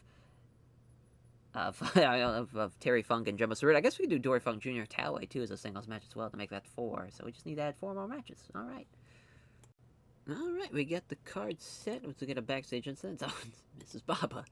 See Brad in the backstage area simply by being so cheerful and fun to be around. Yeah, I'm sure Masawa felt that love. Yeah, fuck has that. Fortunately, the only big enough venue that we have is the Tokyo Dome. Because I was like, I'm pretty sure the National Stadium was, like, new for, the Olympics, but I thought there was one before then. I'm sure there is, I just had to keep looking. But just off the top of my head, I was like, oh yeah, that was done because of, the Olympics coming up. Or, that passed, obviously, but, in 2020, but, I thought there was like, another, like, National Stadium, but I guess there wasn't. But it is still cool that Kawasaki Stadium is still here. I'll always love that. I don't know what's the difference between them, because I'm pretty sure that's the same thing. I don't know. Nonetheless, the card looks like... So I gotta go back to this part. It looks like this. So, of course, our Real World Tag League Finals, Miracle Vines Connection versus Mitsuyama Masawa and Toshiaki Kawada. Very excited for that one. It was an 83, I want to say, when we did it during the tour, so should be even better than that on the final show here. Jumbo Tsuruta versus Terry Funk in a kind of... The idea behind this is we're going to have a Jumbo Terry Funk match. We're going to have a Dory Funk Jr. Karatale match. Now, during, it might even be that first show of the new year, we're going to have a tag title matchup with Funks and Taue and Jumbo. But I think, depending on whatever happens there, actually, no matter what happens there, Jumbo's going to get the next title shot. Just feel like that's for the best. He's still pretty over, and even though I think it'd be a great, because we never really got that, because obviously Jumbo's career had changed dramatically because of the hepatitis C. We never got that Jumbo Masso where Jumbo was the challenger of the heavyweight champion. So I just feel like that's a whole other wrinkle to that story, and I'm very much looking forward to seeing how that one plays out. We got the All Asia tag team title matchup as the British Bruisers, Kenta Kobashi, Satoshi Kikuchi. British Bruisers beat them during the tag league. Just makes sense to have this on this card. And I like it as a nice little filler between Dory Funk Jr. and Akira Taue as well. And Jumbo Tsuruta and Terry Funk. So I just feel like that works out well there. Then we got a 6-man of Stan Hansen, Johnny Ace, and Dan Spivey against Giant Baba, Mitsuyama Moto, and Mighty Inoue. Bit of a undercard team there on the right side, but obviously Stan Hansen, Johnny Ace, and Dan Spivey very, very talented. In our junior title matchup, Richard Slinger, Yoshinori Agawa. I hate that it's so low on the card, but I kind of do like how it's kind of placed in that it's going to be a steal the show match. Sure, they're not going to click and it's going to suck, but I think it's going to be in a spot where at least the rest of the card is going to be able to carry on as the Fantastics. Not the Bobby Fulton, Tommy Rogers, but Bobby Fulton and Jackie Fulton as the Fantastics are going to take on the Molingo brothers. This should be fun. And this was or actually, no, it's not going to be Jackie and Bobby, because I think Bobby's still hurt, so it's going to be Jackie and Tommy Rogers, that's right, against the Molingo brothers. So another rematch from the Tag League. The Fantastics won this time around, won last time during the Tag League. We'll see what happens this time around. And then the opener, Garrel, Bright, and Taz taking on Abdullah the Butcher and Giant Kamala. That's going to be fun. Yeah, obviously Taz is going to be in way over his head, but he's going to have a great opportunity to be able to kick off his his first ever tour. He's going to be on the final show. That's pretty big. As yeah, we're good to go. So now we can just click our way through. As Miracle Vine's connection, Masao and Kawada, and Masao is going to be beating Terry Gordy there, and he is going to be a Real World Tag League winner with Toshiaki Kawada. So we went with basically what happened in real life in that regard. I think that was the best decision. What was weird is Masao was double champ at that time because the 1992 Real World Tag League, that was still during the time where it would be for the vacant belt. So it was cool that Masao was like double champ at that time, but I always kind of hated that type of basically it was just I would say it's a gimmick of what they did at that time in All Japan. I think it started in I want to say it was 88. I think it started in 88, and from 88 to like 93, I want to say. Or no, maybe even more than that. I think maybe 94 now I'm thinking about it, because I think the first time Holy Demon Army won in 96, or no, in 95 rather, was the first time it wasn't for the titles. So, but I always thought that was a mistake to do that. But I get why, Giant Baba did that. I feel like it adds a little bit of oomph and excitement to the finals, but I don't think at the cost of vacating the belts every year. I just don't think that's the choice for me. But I think that's a great main event. I think we have a great co-main event here. Could have went either way with Terry Funk and Jumbo Tsuruta. Of course, they had the draw. What was that? That was, night 11 of the Giant Series that got an 81. And the tag title matchup from that final show, the Giant Series, got an 85. So we should be in that same category, hopefully, in this match. It's going to go 33, and Jumbo's getting the win.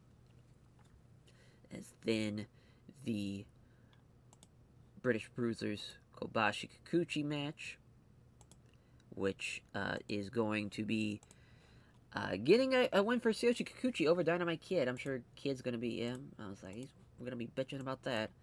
We'll keep him strong.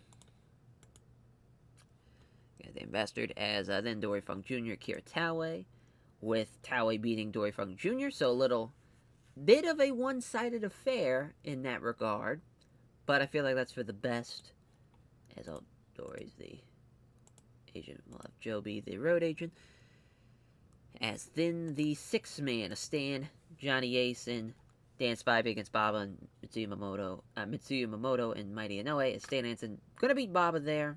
Just feel like that makes sense, even though it's not gonna work in Baba's favor going that long, but it should still be a pretty good match.